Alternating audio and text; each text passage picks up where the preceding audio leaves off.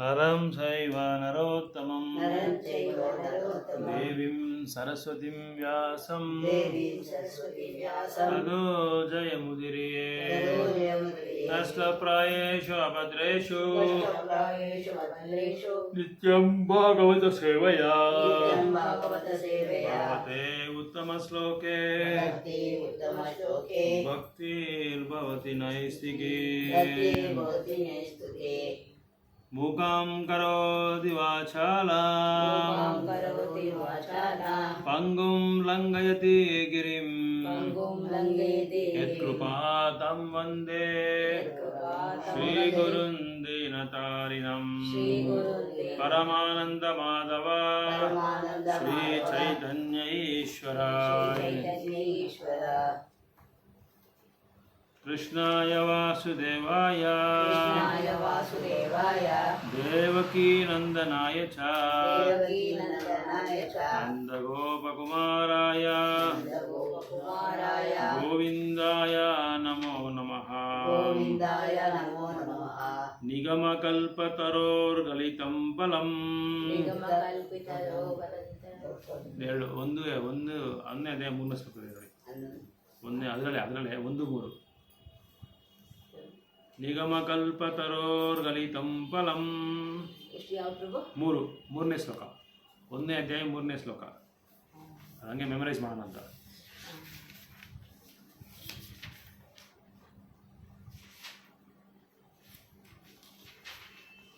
ಫ್ರಂಟಲ್ಲಿ page number 55 ನಿಗಮಕಲ್ಪತರೋರ್ಗಲಿತಂ ಫಲಂ ಸುಖಮುಖಾದಮೃತಾದ್ವಸಂಯುತಂ ಅಮೃತಾದ್ರವಸಂಯುತಂ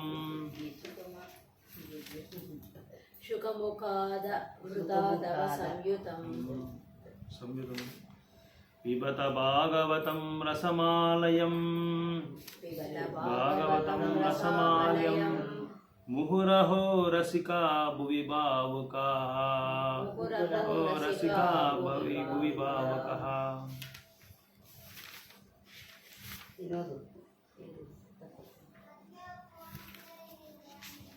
ಈಗ ಶ್ಲೋಕ 1, 11 1, 2, 11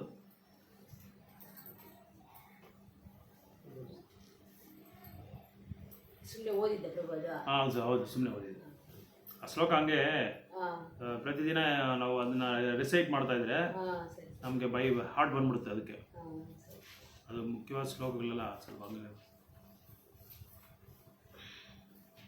1, 2, 11 ವದಂತಿ ತತ್ವಿದಸ್ತತ್ವಂ ಯಜ್ಞಾದಾದಂ ಇದು ಭಗವದ್ಗೀತೆ ಇದೆಯಾ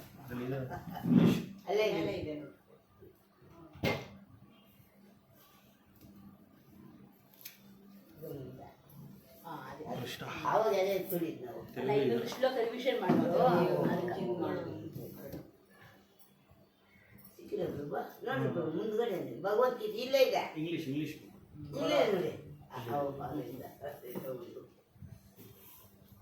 ಕೃಷ್ಣ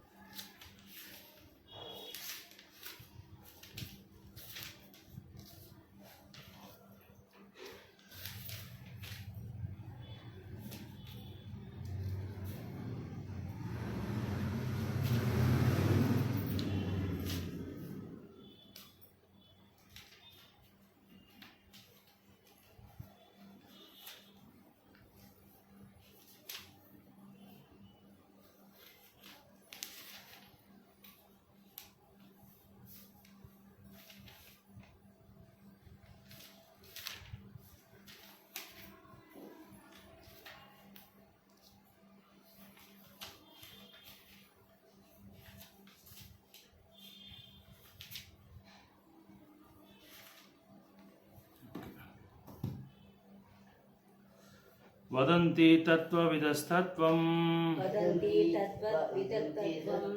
ಯಜ್ಞಾನಾಮದ್ವಯಂ ಬ್ರಹ್ಮೇತಿ ಪರಮಾತ್ಮೇತಿ ಭಗವಾನೇತಿ ಸಭ್ಯತೆ.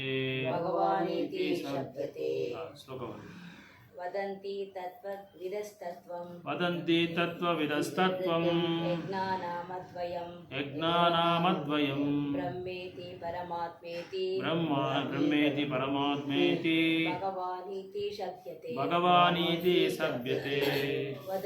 ವದಂತಿ ಹೇಳುತ್ತಾರೆ ತತ್ ತತ್ವವಿದ ವಿದ್ಯಾವಂತರಾದ ಮಹಾತ್ಮರು ತತ್ವತ್ ಪರಮಸತ್ಯವನ್ನು ಯಾವ ಜ್ಞಾನము ಅರಿವು ಅದ್ವಯಂ ಅದ್ವಿತೀಯವಾದ ಬ್ರಹ್ಮ ಇತಿ ಬ್ರಹ್ಮನೆಂದು ಪರಮಾತ್ಮ ಎಂದು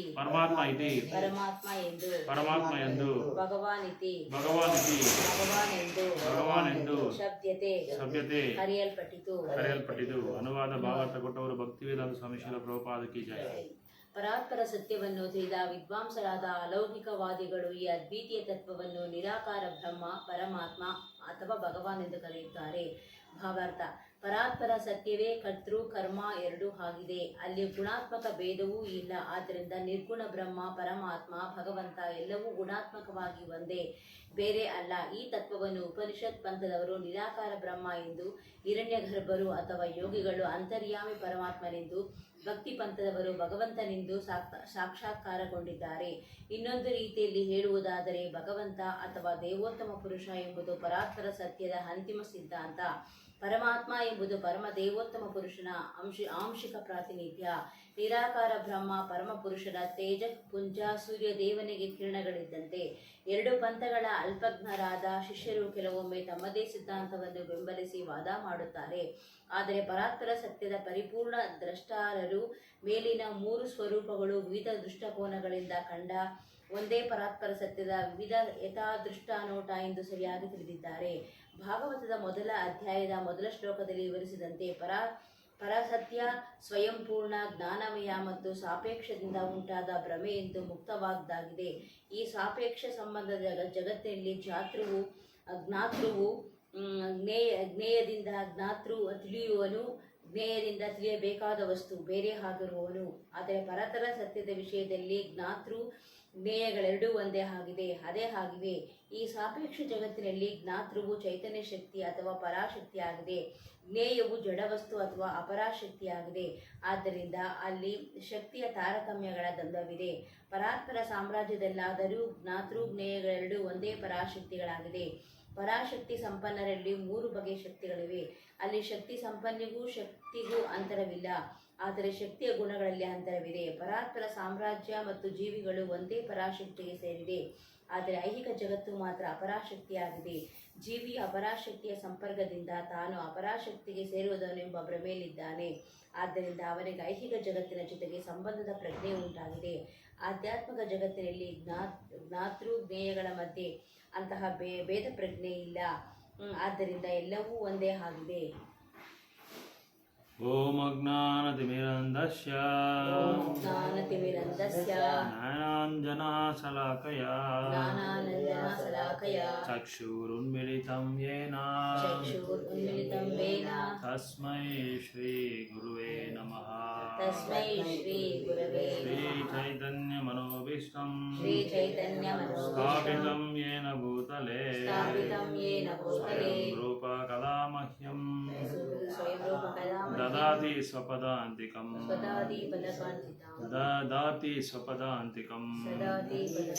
ವಂದೇಹಂ ಶ್ರೀಗುರು ಶ್ರೀಯುತಪದಕಮಲಂ ಶ್ರೀಗುರುನ್ ವೈಷ್ಣವಾಂಶ ಶ್ರೀರೂಪಂ ಸಾಗ್ರಜಾತಂ ಸಹಗಣಾ ಲಲಿತಾ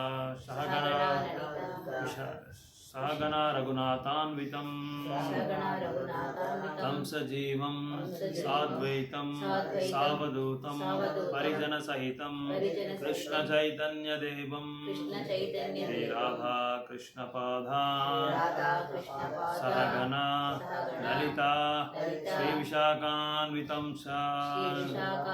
ವಾಂಛಾಕಲ್ಪತರುಭ್ಯಶ್ಚ ಕೃಪಾ ಸಿಂಧುಭ್ಯ ಏವ ಚ ಪತಿತಾನಾಂ ಪಾವನೇಭ್ಯೋ ವೈಷ್ಣವೇಭ್ಯೋ ನಮೋ ನಮಃ ಜೈ ಶ್ರೀ ಕೃಷ್ಣ ಚೈತನ್ಯ ಪ್ರಭು ನಿತ್ಯಾನಂದ ಶ್ರೀ ಅದ್ವೈತ ಗದಾಧರ ಶ್ರೀವಾಸಾದಿ ಗೌರ ಭಕ್ತ ವೃಂದ ಹರೇ ಕೃಷ್ಣ ಕೃಷ್ಣ ಕೃಷ್ಣ ಹರೇ ಹರೇ ಹರೇ ರಾಮ ರಾಮ ರಾಮ ಹರೇ ಹರೇ ಕೃಷ್ಣ ಕೃಷ್ಣ ಕೃಷ್ಣ ಹರೇ ಹರೇ ಹರೇ ರಾಮ ರಾಮ ಹರೇ ಹರೇ ಕೃಷ್ಣ ಕೃಷ್ಣ ಕೃಷ್ಣ ಹರೇ ಹರೇ ಹರೇ ರಾಮ ರಾಮ ರಾಮ ಹರೇ ಹರೇ. ಸೊ ಈ ಶ್ಲೋಕದಲ್ಲಿ ಭಗವಂತನ ಪರಮ ಸತ್ಯವನ್ನು ನಾವು ಹೇಗೆ ಹೊಂದೋದು, ಅದನ್ನು ಹೇಗೆ ಪಡೆಯೋದು, ಅವ್ರ ಹತ್ರ ಹೇಗೆ ಹೋಗೋದು, ಅದನ್ನು 3 ವಿಧವಾಗಿ ಇಲ್ಲಿ 3 ವಿಧವಾದ ದಾರಿನಲ್ಲಿ ನಾವು ಆತ್ಮ ಸಾಕ್ಷಾತ್ಕಾರ ಮಾಡ್ಕೋಬೋದು ಅಂತ ಹೇಳ್ತಾ ಇದ್ದಾರೆ. ಪರಸ್ಪರ ಸತ್ಯವನ್ನು ತಿಳಿದ ವಿದ್ವಾಂಸರಾದ ಅಲೌಕಿಕವಾದಿಗಳು ಈ ಅದ್ವಿತೀಯ ತತ್ವವನ್ನು ನಿರಾಕಾರ ಬ್ರಹ್ಮ, ಪರಮಾತ್ಮ ಅಥವಾ ಭಗವಾನ್ ಎಂದು ಕರೆಯುತ್ತಾರೆ. ಸೊ ಇಲ್ಲಿ ಭಗವಂತನ 3 ವಿಧವಾದ ಆಧ್ಯಾತ್ಮಿಕವಾದಿಗಳು ಯಾವ ಥರ ತಿಳ್ಕೊತಾರೆ, ಯಾವ ಥರ ಸಾಕ್ಷಾತ್ಕಾರ ಮಾಡ್ಕೊತಾರೆ ಅನ್ನೋದನ್ನು ಇಲ್ಲಿ ಮಾಹಿತಿ ಕೊಟ್ಟಿದೆ. ಯಾವ ಥರ ಮಾಹಿತಿ ಕೊಟ್ಟಿದ್ದಾರೆ ಅಂದರೆ 3 ವಿಧವಾದ ಆಧ್ಯಾತ್ಮಿಕವಾದಿಗಳಿದ್ದಾರೆ. ಒಬ್ಬರು ಬ್ರಹ್ಮವಾದಿಗಳು, ಇನ್ನೊಬ್ಬರು ಪರಮಾತ್ಮವಾದಿಗಳು, ಇನ್ನೊಬ್ಬರು ಭಗವಾನ್. ಸೊ ಈ 3 ಥರ ಆಧ್ಯಾತ್ಮಿಕವಾದಿಗಳು ಇದ್ದಾರೆ. ಸೊ ಭಗವಂತನ ಯಾವ ಒಂದು ದಾರಿಯಿಂದ ನಾವು ಪಡಿಬೋದು, ಅದೇ ಈ ಶ್ಲೋಕ ಹೇಳೋದು. ನೆಕ್ಸ್ಟ್ ಶ್ಲೋಕ ಏನು ಹೇಳ್ತಾ, ಒಂದೊಂದು ಶ್ಲೋಕದಲ್ಲಿ ಇದು ನಿನ್ನೆ ಶ್ಲೋಕದಲ್ಲಿ ನಾವೇನು ನೋಡಿದ್ರಿ, ಭಗವಂತನ ಪಡಿಬೇಕಾದ್ರೆ ನಾವು ಬರೀ ಇಂದ್ರಿಯ ಭೋಗದಿಂದ ನಾವು ಪಡೆಯೋಕ್ಕಾಗಲ್ಲ. ಇಂದ್ರಿಯ ತುಷ್ಟಿಯಿಂದ ನಮ್ಮ ಇಂದ್ರಿಯ ತುಷ್ಟಿಯನ್ನು ನಾವು ಸಂತೃಪ್ತಿ ಪಡ್ಕೊಳ್ಳೋ ಬದಲು ಭಗವಂತನ ನಾವು ಸಂತೃಪ್ತಿ ಮಾಡಬೇಕು, ಸಂತೋಷ ಮಾಡಬೇಕು ಅಂತ ನೆನ್ನೆ ನೋಡಿದ್ರಿ. ಸೊ ಆ ಅದು ಯಾವಾಗ ಆಗುತ್ತೆ ಅಂದರೆ ನಮಗೆ ಜಿಜ್ಞಾಸ ಬರಬೇಕು. ಜೀವಸ್ಯ ಅಂತ ನೆನ್ನೆ ಹೋದ್ರಲ್ವಾ, ಜೀವಸ್ತತ್ವ ಜಿಜ್ಞಾಸ ಅಂದರೆ ವಿಚಾರಣೆ ಮಾಡೋದು, ಕ್ವಶನ್ ಮಾಡೋದು, ಯಾರು ಏನು ಅಂತ. ಆ ಒಂದು ವಿಚಾರಣೆಯಿಂದ ಏನಾಗುತ್ತೆ, ನಮಗೆ ಭಗವಂತನ ನಾವು ಪಡೆಯೋದಕ್ಕೆ ಅದು ಒಂದು ಮೊದಲನೇ ಒಂದು ಪ್ರಥಮ ಹೆಜ್ಜೆ ಆಗುತ್ತೆ. ಇಲ್ಲೇನು ಹೇಳ್ತಾ ಇದ್ದಾರೆ ಅಂದರೆ, ಯಾವ ಥರ ಜಿಜ್ಞಾಸ ಮಾಡಿಬಿಟ್ರೆ ಆಯಿತು. ಜೀವಸ್ತತ್ವ ಜಿಜ್ಞಾಸ ಮಾಡ್ತಾ ಇದ್ದೀರಿ. ಈಗ ಯಾರು ಏನು ಅಂತೆಲ್ಲ ಕೇಳ್ತಾ ಇದ್ದೀರಿ. ಬಟ್ ಯಾವ ಥರವಾದ ಜಿಜ್ಞಾಸ ನಾವು ಮಾಡಬೇಕು, ಹೇಗೆ ನಾವು ಭಗವಂತನ ಪಡೆಯೋದು, ಅದಕ್ಕೇನು ದಾರಿ, ಯಾವ ರೀತಿ, ಅದಕ್ಕೆ ಏನು ವಿಧಿಗಳು ಏನಿದೆ ಅದಕ್ಕೆ ಅನ್ನೋದನ್ನು ಇದರಲ್ಲಿ ತಿಳಿಸ್ತಾ ಇದ್ದಾರೆ. ಅದಕ್ಕೆ ಇಲ್ಲಿ ಹೇಳ್ತಾ ಇದ್ದಾರೆ 3 ವಿಧವಾದ ಒಂದು ಗುಂಪು ಇರುತ್ತೆ. ಒಬ್ಬರು ಬ್ರಹ್ಮವಾದಿಗಳು, ಇನ್ನೊಬ್ಬರು ಪರಮಾತ್ಮವಾದಿಗಳು, ಇನ್ನೊಬ್ಬರು ಭಗವಾನ್ವಾದಿಗಳು. ಸೊ 3 ವಿಧವಾದ ಸ್ಟೆಪ್ಸ್ ಇರುತ್ತೆ, 3 ವಿಧದ ಪ್ರಥಮ ಶ್ರೇಣಿಗಳಿರುತ್ತೆ. ಸೊ ಮೊದಲನೇ ಸ್ಟೆಪ್ ಈ ಬ್ರಹ್ಮವಾದಿಗಳು ಏನು ಮಾಡ್ತಾರೆ ಅಂದರೆ, ಇಂಪರ್ಸನಲಿಸ್ಟ್ ಬ್ರಹ್ಮ ಅಂತ ಹೇಳ್ತಾರೆ. ಅಂದರೆ ನಿರಾಕಾರವಾದ ಬ್ರಹ್ಮ. ಮೊದಲು ಏನು ಅರ್ಥ ಮಾಡ್ಕೋಬೇಕಂದ್ರೆ, ಬ್ರಹ್ಮವಾದಿಗಳು ಅಂದರೆ ಏನು ಅಂತ ನಾವು ತಿಳ್ಕೊಬೇಕು. ಈಗ ಬ್ರಾಹ್ಮಣ ಅಂತ ಹೇಳ್ತೀರಲ್ವಾ, ಬ್ರಾಹ್ಮಣ ಅಂದರೆ ಏನು ಅಂತ ಕೇಳ್ತಾರೆ ಯಾರಾದೊಬ್ಬರು. ಬ್ರಾಹ್ಮಣ ಅಂದರೆ ಬ್ರಹ್ಮವನ್ನು ಅರಿದವನು ಅಂತ ಅರ್ಥ. ಅಂದರೆ ಬ್ರಹ್ಮ ಅಂದರೆ ಯಾರು? ಭಗವಂತ. ಈ ಬ್ರಹ್ಮ ಅಲ್ಲ, ಭಗವಂತನ ಅರಿದವನು ಅಂತ ಅರ್ಥ. ಭಗವಂತನ ಬಗ್ಗೆ ಗೊತ್ತಿರೋ ವಿವೇಕವಂತ ಅಂತ ಅರ್ಥ. ಆಧ್ಯಾತ್ಮಿಕವಾದ ವಿವೇಕವಂತ ಅವನು. ಯಾಕಂದರೆ ಈ ವಿವೇಕವಂತರಲ್ಲ, ಈ ವಿವೇಕವಂತರು ಲೌಕಿಕವಾದಿಗಳು ಇವರು. ಸೊ ಅದಕ್ಕೆ ಇಲ್ಲಿ ಈ ಒಂದು ಇದು ನಿರಾಕಾರವಾದ ಬ್ರಹ್ಮ ಅವರು ಏನು ಮಾಡ್ತಾರೆ ಅಂದರೆ, ಅವರ ಇಂದ್ರಿಯಗಳಿಂದ ಭಗವಂತನ ನೋಡೋದಕ್ಕೆ ಪ್ರಯತ್ನ ಪಡ್ತಾರೆ. ಇಂದ್ರಿಯಗಳು ಎಂಥದ್ದು? ನಮ್ಮದು ಭೌತಿಕವಾದ ಇಂದ್ರಿಯಗಳು. ಸೊ ಈ ಭೌತಿಕವಾದ ಇಂದ್ರಿಯಗಳನ್ನ ಇಟ್ಕೊಂಡು ಭಗವಂತನ ಇದು ಕಲ್ಪನಾ ಮಾಡಿ, ಭಗವಂತನಿಗೆ ಇದಿಲ್ಲ, ಇದು ಆಕಾರ ಇಲ್ಲ, ಭಗವಂತ ಬರೀ ಪ್ರಕಾಶ, ಯಶ ಪ್ರಭವತು ಜಗದಂಡ ಕೋಟಿ. ಬ್ರಹ್ಮ ಹೇಳ್ತಾ ಇದ್ದಾರೆ ಅವರ ಸಂಹಿತನಲ್ಲಿ, ಯಶ್ಯ ಪ್ರಭವತೋ ಜಗದಂಡ ಕೋಟಿ. ಅಂದರೆ ಈ ಜಗತ್ತಿಗೆ ಅವರು ಪ್ರಭಾ ಅಂದರೆ ಇದು ಕೊಡೋದು, ಕಾಂತಿ ಕೊಡೋದು. ಆ ಕಾಂತಿ ಸೂರ್ಯದಿಂದ ಬರೋ ಕಾಂತಿ ಏನು ಮಾಡ್ತಾರೆ, ಆ ಸೂರ್ಯ ಬಂದು ಎಲ್ಲ ಬ್ರಹ್ಮಾಂಡಕ್ಕೂ ಆ ಕಾಂತಿನ ಕೊಡ್ತಾರೆ. ಇವಾಗ ನೋಡಿ ಎಲ್ಲ ಕಡೆ ಬಿಸಿಲಾಗಿದೆ, ಈ ಬಿಸಿಲು ಎಲ್ಲ ಬ್ರಹ್ಮಾಂಡದಲ್ಲಿ ಇಡೀ ಬ್ರಹ್ಮಾಂಡದಲ್ಲೇ ಇರುತ್ತೆ. ಒಂದೊಂದು ಬ್ರಹ್ಮಾಂಡಕ್ಕೆ ಒಬ್ಬ ಸೂರ್ಯ ಇರ್ತಾರೆ. ಈ ಥರ ಎಷ್ಟೋ ಬ್ರಹ್ಮಾಂಡಗಳಿದೆ. ಒಂದೊಂದು ಬ್ರಹ್ಮಾಂಡಕ್ಕೆ ನಾನು ಅವತ್ತು ಹೇಳಿದ್ನಲ್ಲ, ಸೂರ್ಯ ಇದ್ದಾನೆ, ಚಂದ್ರ ಇದ್ದಾನೆ, ಬ್ರಹ್ಮ ಇದ್ದಾನೆ, ಎಲ್ಲರೂ ಇರ್ತಾರೆ, ಒಬ್ಬೊಬ್ಬರು ಇರ್ತಾರೆ. ಈ ಬ್ರಹ್ಮಾಂಡಕ್ಕೆ ಇಲ್ಲಿ ಸೂರ್ಯ ಇದ್ರೆ ಇನ್ನೊಂದು ಬ್ರಹ್ಮಾಂಡಕ್ಕೆ ಇನ್ನೊಂದು ಸೂರ್ಯ ಇರ್ತಾರೆ. ಒಂದು ಬ್ರಹ್ಮಾಂಡ ಅಂದ್ರೆ 14 ಲೋಕ. ಇದು ಒಂದೇ ಒಂದು ಲೋಕ. ಇದು ಭಾರತ ವರ್ಷ ಅನ್ನೋದು ಒಂದು ಪ್ಲಾನೆಟ್ ಅಷ್ಟೇ, ಒಂದು ಲೋಕ. ಇಂಥದ್ದು 14 ಲೋಕ ಇರುತ್ತೆ. ಈ 14 ಲೋಕ ಸೇರಿದ್ರೆ ಒಂದು ಬ್ರಹ್ಮಾಂಡ. ಇಂಥ ಬ್ರಹ್ಮಾಂಡಗಳು ಕೋಟಾನುಕೋಟಿ ಬ್ರಹ್ಮಾಂಡಗಳಿರುತ್ತೆ. ಇದಕ್ಕೆಲ್ಲ ಜಗತ್ಪತಿ ಅವನೇ, ಭಗವಂತ. ಸೊ ಅವರ ಈ ಒಂದು ಶರೀರ ಇದೆಯಲ್ಲ, ಈ ಶರೀರದಿಂದ ಒಂದು ಕಾಂತಿ ಬರುತ್ತೆ, ಅಂದರೆ ಒಂದು ಲೈಟು, ಒಂದು ಪ್ರಕಾಶ ಬರುತ್ತೆ. ಆ ಪ್ರಕಾಶ, ಆ ಒಂದು ಕಾಂತಿನ, ಆ ಒಂದು ಜ್ಯೋತಿನ ಇವ್ರೇನು ತಿಳ್ಕೊತಾರೆ ಅಂದರೆ ಅವರೇ ಭಗವಂತ ಅಂತ ತಿಳ್ಕೊಂತಾರೆ. ಈಗ ಕಿಟಕಿಯಿಂದ ಬರ್ತಾ ಇದೆ ಬೆಳಕು, ಬರ್ತಾ ಇದೆ ಬೆಳಕು. ಆ ಬೆಳಕನ್ನೇ ಅವರು ಇವರೇ ಸೂರ್ಯ ಅಂತ ಹೇಳೋದು ತಪ್ಪತಾನೆ. ಅದು ಆ ಬೆಳಕು ಹೆಂಗ್ ಬಂತು? ಸೂರ್ಯ ಇದಾನೆ, ಅದಕ್ಕೆ ಬೆಳಕು ಬಂತು. ಸೂರ್ಯ ಇಲ್ಲ ಅಂದ್ರೆ ಬೆಳಕೆ ಬರಲ್ಲ. ಇವ್ರನ್ನೇ ಸೂರ್ಯ ಅಂತ ಹೇಳೋದು ಅವರು. ಅವತ್ತು ನಿಮ್ಗೆ ಹೇಳಿದೆ, ಬೇಬಿ ಇದು ಪ್ರೀ KGಗೆ ಹೋಗ್ಬಿಟ್ಟು ರೈಮ್ಸ್ ಎಲ್ಲ ಕಲ್ತ್ಕೊಂಡು, ಅದೇ ಇದು ಹಾಡುಗಳೆಲ್ಲ ಕಲ್ತ್ಕೊಂಡು, ಇಷ್ಟೇ ವಿದ್ಯಾಭ್ಯಾಸ ಮುಗೀತು ನಂದು ಅಂತ ಮಗು ತಿಳ್ಕೊಂತೆ. ಅದು ಎಲ್ಲ ಕೋಣದಲ್ಲಿ ತಪ್ಪಲ್ವಾ ಅದು? ಯಾಕಂದ್ರೆ ಇನ್ನೂ ಎಷ್ಟೋ ಇದೆ, ಅದಕ್ಕೆ ನೆಕ್ಸ್ಟ್ ಸ್ಟೇಜ್ ಇದೆ, ಅದಕ್ಕೆ ನೆಕ್ಸ್ಟ್ ಸ್ಟೇಜ್ ಇದೆ, ಎಷ್ಟೋ ಸ್ಟೇಜ್ಗಳಿದೆ. ಆದರೆ ಅದನ್ನೆಲ್ಲ ಬಿಟ್ಟು ಅದೇ ವಿದ್ಯಾಭ್ಯಾಸ ಎಲ್ಲ ಮುಗೀತು ನಂದು, ಪ್ರೀ KGಗೆ ಹೋಗ್ಬಿಟ್ಟು ಬಂದ್ಬಿಟ್ಟು ಮುಗೀತು, ಆಯ್ತು 1 ವರ್ಷ ಆಯ್ತು ನಂದು ಎಲ್ಲ ವಿದ್ಯಾಭ್ಯಾಸ ಮುಗೀತು ಅಂತ ತಿಳ್ಕೊಂಡಿರೋ ಒಂದು ಇವರು ಆ ಗುಂಪಿನವರೇ ಇವ್ರೇನು ತಿಳ್ಕೊಂತಾರಂದ್ರೆ, ಇದು ಉದಾಹರಣೆ ಸೂರ್ಯಲೋಕ ಕೊಟ್ಟಿದ್ದಾರೆ. ಈಗ ಸೂರ್ಯನ ಕಾಂತಿ ಬರ್ತಾ ಇದೆ. ಆ ಕಾಂತಿಗೆ ನೆಕ್ಸ್ಟ್ ಸ್ಟೆಪ್ಪು ಅಂದರೆ ಅದಕ್ಕೆ ಅದು ಇನ್ನೊಂದು ಹೆಜ್ಜೆ ಏನು ಅಂದರೆ, ಸೂರ್ಯನದ ಒಂದು ಗ್ಲೋಬ್ ಇರುತ್ತೆ, ಸರ್ಕಲ್ ಥರ ಗ್ಲೋಬ್ ಅಂತ ಹೇಳ್ತಾರೆ, ಭೂಗೋಳ ಅಂತ ಹೇಳ್ತಾರೆ. ಆ ಗೋಳದ ಭೂಗೋಳ ಬಂದು ನೆಕ್ಸ್ಟ್ 2ನೇ ಸ್ಟೆಪ್ಪು. ಅವ್ರೇನು ಅನ್ಕೊಂತಾರೆ, ಆ ಭೂಗೋಳದ ಮೇಲೆ ಅವರು ಧ್ಯಾನ ಮಾಡ್ತಾರೆ, ಮೆಡಿಟೇಟ್ ಮಾಡ್ತಾರೆ. ಅಂದರೆ ಒಳಗಡೆ ಪರಮಾತ್ಮ ಇದ್ದಾರಲ್ಲ, ಪರಮಾತ್ಮನ ಮೇಲೆ ಧ್ಯಾನ ಮಾಡ್ತಾರೆ. ಅವ್ರಿಗೆ ಎಲ್ಲ ಜ್ಞಾನನೂ ಗೊತ್ತಿರುತ್ತೆ. ಎಲ್ಲ ಇವ್ರಿಗಿಂತ ಸ್ವಲ್ಪ ವಿದ್ಯಾವಂತರು, ಅವರು ತುಂಬ ವಿದ್ಯಾವಂತರು ಇವ್ರಿಗಿಂತ. ಯಾಕಂದರೆ ಇವರು ಬರೀ ಪ್ರಕಾಶವನ್ನೇ ತಿಳ್ಕೊಂಡು ಅವ್ರನ್ನೇ ಭಗವಂತ ಅಂತ ತಿಳ್ಕೊಂಡಿದ್ದಾರೆ. ಈ 2ನೇ ಸ್ಟೆಪ್ ಅವರು, ಈ 2ನೇ ಗುಂಪು ಅವ್ರು ಏನು ಮಾಡ್ತಾರೆ ಅಂದರೆ, ಈ ಪರಮಾತ್ಮ ಗುಂಪು ಅವ್ರು ಏನು ಮಾಡ್ತಾರೆ ಅಂದರೆ, ಹೃದಯದಲ್ಲಿ ಪರಮಾತ್ಮ ಇದ್ದಾನೆ, ಆ ಪರಮಾತ್ಮನ ಮೇಲೆ ನಾನು ಧ್ಯಾನ ಮಾಡ್ತೀನಿ ಅಂತ ಅವರು ಅವ್ರೇನು ಮಾಡ್ತಾರೆ, ಮಿಸ್ಟಿಕ್ ಯೋಗಿಗಳ ಒಂದು ಶಕ್ತಿನ ನೋಡಿಸ್ತಾರೆ ಅವರು. ಯೋಗಿಗಳು ಹೆಂಗೆ ಧ್ಯಾನ ಮಾಡ್ತಾರೆ ಕೂತ್ಕೊಂಡು ಭಗವಂತನ ಮೇಲೆ, ಆ ಥರ ಧ್ಯಾನ ಮಾಡ್ತಾರೆ. ಆದರೆ ಆ ಒಂದು ಪರಮಾತ್ಮನ್ನೇ ಸೃಷ್ಟಿ ಮಾಡಿರೋದು ಇದು ಒರಿಜಿನಲ್ ಕೃಷ್ಣ, ನಿಜವಾದ ಕೃಷ್ಣ. ಆ ಕೃಷ್ಣ ಎಲ್ಲಿದ್ದಾರೆ? ವೈಕುಂಠದಲ್ಲಿದ್ದಾರೆ. ವೈಕುಂಠದಲ್ಲಿ ಉತ್ತಮ ಲೋಕ ಗೋಲಕ ವೃಂದಾವನ. ಆ ಗೋಲಕ ವೃಂದಾವನದಲ್ಲಿ ಇರೋ ಕೃಷ್ಣನಿಂದನೇ ಇವರೆಲ್ಲ ಅವತಾರಗಳು. ಯಾರು? ಈ ಪರಮಾತ್ಮ, ಇವರೆಲ್ಲರೂ ಅವತಾರಗಳು. ಈ ಒಂದು ಆ ಕೃಷ್ಣದ ದೇಹದಿಂದ ಬರೋ ಒಂದು ಪ್ರಕಾಶನೇ ಬ್ರಹ್ಮನ್ ಅಂತ ಅರ್ಥ. ಅವರೇ ಇದು ಏನೋ ಬ್ರಹ್ಮಜ್ಯೋತಿ ಹೇಳ್ಬೇಕಾದ್ರೆ ಬ್ರಹ್ಮಜ್ಯೋತಿ. ಅದು ಮೊದಲನೇ ಸ್ಟೆಪ್. 2ನೇ ಸ್ಟೆಪ್ ಪರಮಾತ್ಮನ ಮೇಲೆ ಧ್ಯಾನ ಮಾಡ್ತಾರೆ. 3ನೇ ಸ್ಟೆಪ್ ಏನ್ ಮಾಡ್ತಾರೆ ಅಂದ್ರೆ, ಆ ಭಗವಂತನ ಯಾವ ತರ ನಾವು ಪಡಿಬೇಕು ಅಂತ ಹೇಳಿದ್ರೆ, ಭಕ್ತಿ ಸೇವೆಯಿಂದ ಪಡಿಬೇಕು. ಅದೇ ನಾವು ಮಾಡ್ತಾ ಇದ್ದೀವಿ. ನಾವು ಮಾಡ್ತಾ ಇರೋ ಅಭ್ಯಾಸ, ನಾವು ಮಾಡ್ತಾ ಇರೋ ಸಾಧನೆ, ಇದೆಲ್ಲ ಏನಂದ್ರೆ, ಭಗವಂತನ ಕೃಷ್ಣ ಇದ್ದಾನೆ, ಕೃಷ್ಣನ ಲೋಕದಲ್ಲಿ ಗೋಲೋಕ ವೃಂದಾವನದಲ್ಲಿ ತ್ರಿಭಂಗಿ ರೂಪದಲ್ಲಿ ಇಲ್ಲಿದ್ದಾನಲ್ಲ, ತ್ರಿಭಂಗಿ ರೂಪದಲ್ಲಿ ಈ ತರ ರೂಪದಲ್ಲಿ ಭಗವಂತ ಇದ್ದಾನೆ. ಆ ಭಗವಂತನ ನಾವು ಪಡೆಯೋದಕ್ಕೆ ಭಕ್ತಿ ಸೇವೆ ಮಾಡಿದ್ರೆ ಮಾತ್ರದ ಆ ಭಗವಂತನ ಹತ್ರ ಹೋಗಕ್ಕಾಗತ್ತೆ ಅನ್ನೋದನ್ನ 3ನೇ ಕ್ಲಾಸ್ ಅವರು, 3ನೇ ತರಗತಿ ಅವರು ಅರ್ಥ ಮಾಡ್ಕೊತಾರೆ. ಯಾವ ತರ ಅರ್ಥ ಮಾಡ್ಕೊಂತಾರೆ ಅಂತ ಹೇಳ್ತಾ ಇದ್ದಾರೆ. 3 ತರಗತಿಯವರು ಇದ್ದಾರೆ ಅಲ್ಲಿ. ಸೊ 3 ತರಗತಿಯವರು ಬೇರೆ ಬೇರೆ ಒಂದು ದಾರಿನಲ್ಲಿ, ಬೇರೆ ಬೇರೆ ಯೋಚನೆಯಲ್ಲಿ ಭಗವಂತನ ಸೇವೆ ಮಾಡಿಕೊಂಡು ಭಗವಂತನ ಪಡೆಯೋದಕ್ಕೆ ಪ್ರಯತ್ನ ಪಡ್ತಾರೆ. ಅದ್ರ ಬಗ್ಗೆನೇ ಇಲ್ಲಿ ಹೇಳ್ತಾ ಇದ್ದಾರೆ. ಸೊ ಇಲ್ಲಿ ಅದೇ ನಾನು ಹೇಳ್ದಂಗೆ, ಈ ನಿರಾಕಾರವಾದ ಆ ತರಗತಿಯವರು ಏನು ಮಾಡ್ತಾರೆ, ಇಂದ್ರಿಯ ಮೂಲಕವಾಗಿ ಭಗವಂತನ ಸ್ಪಂದನೆ ಮಾಡ್ತಾರೆ.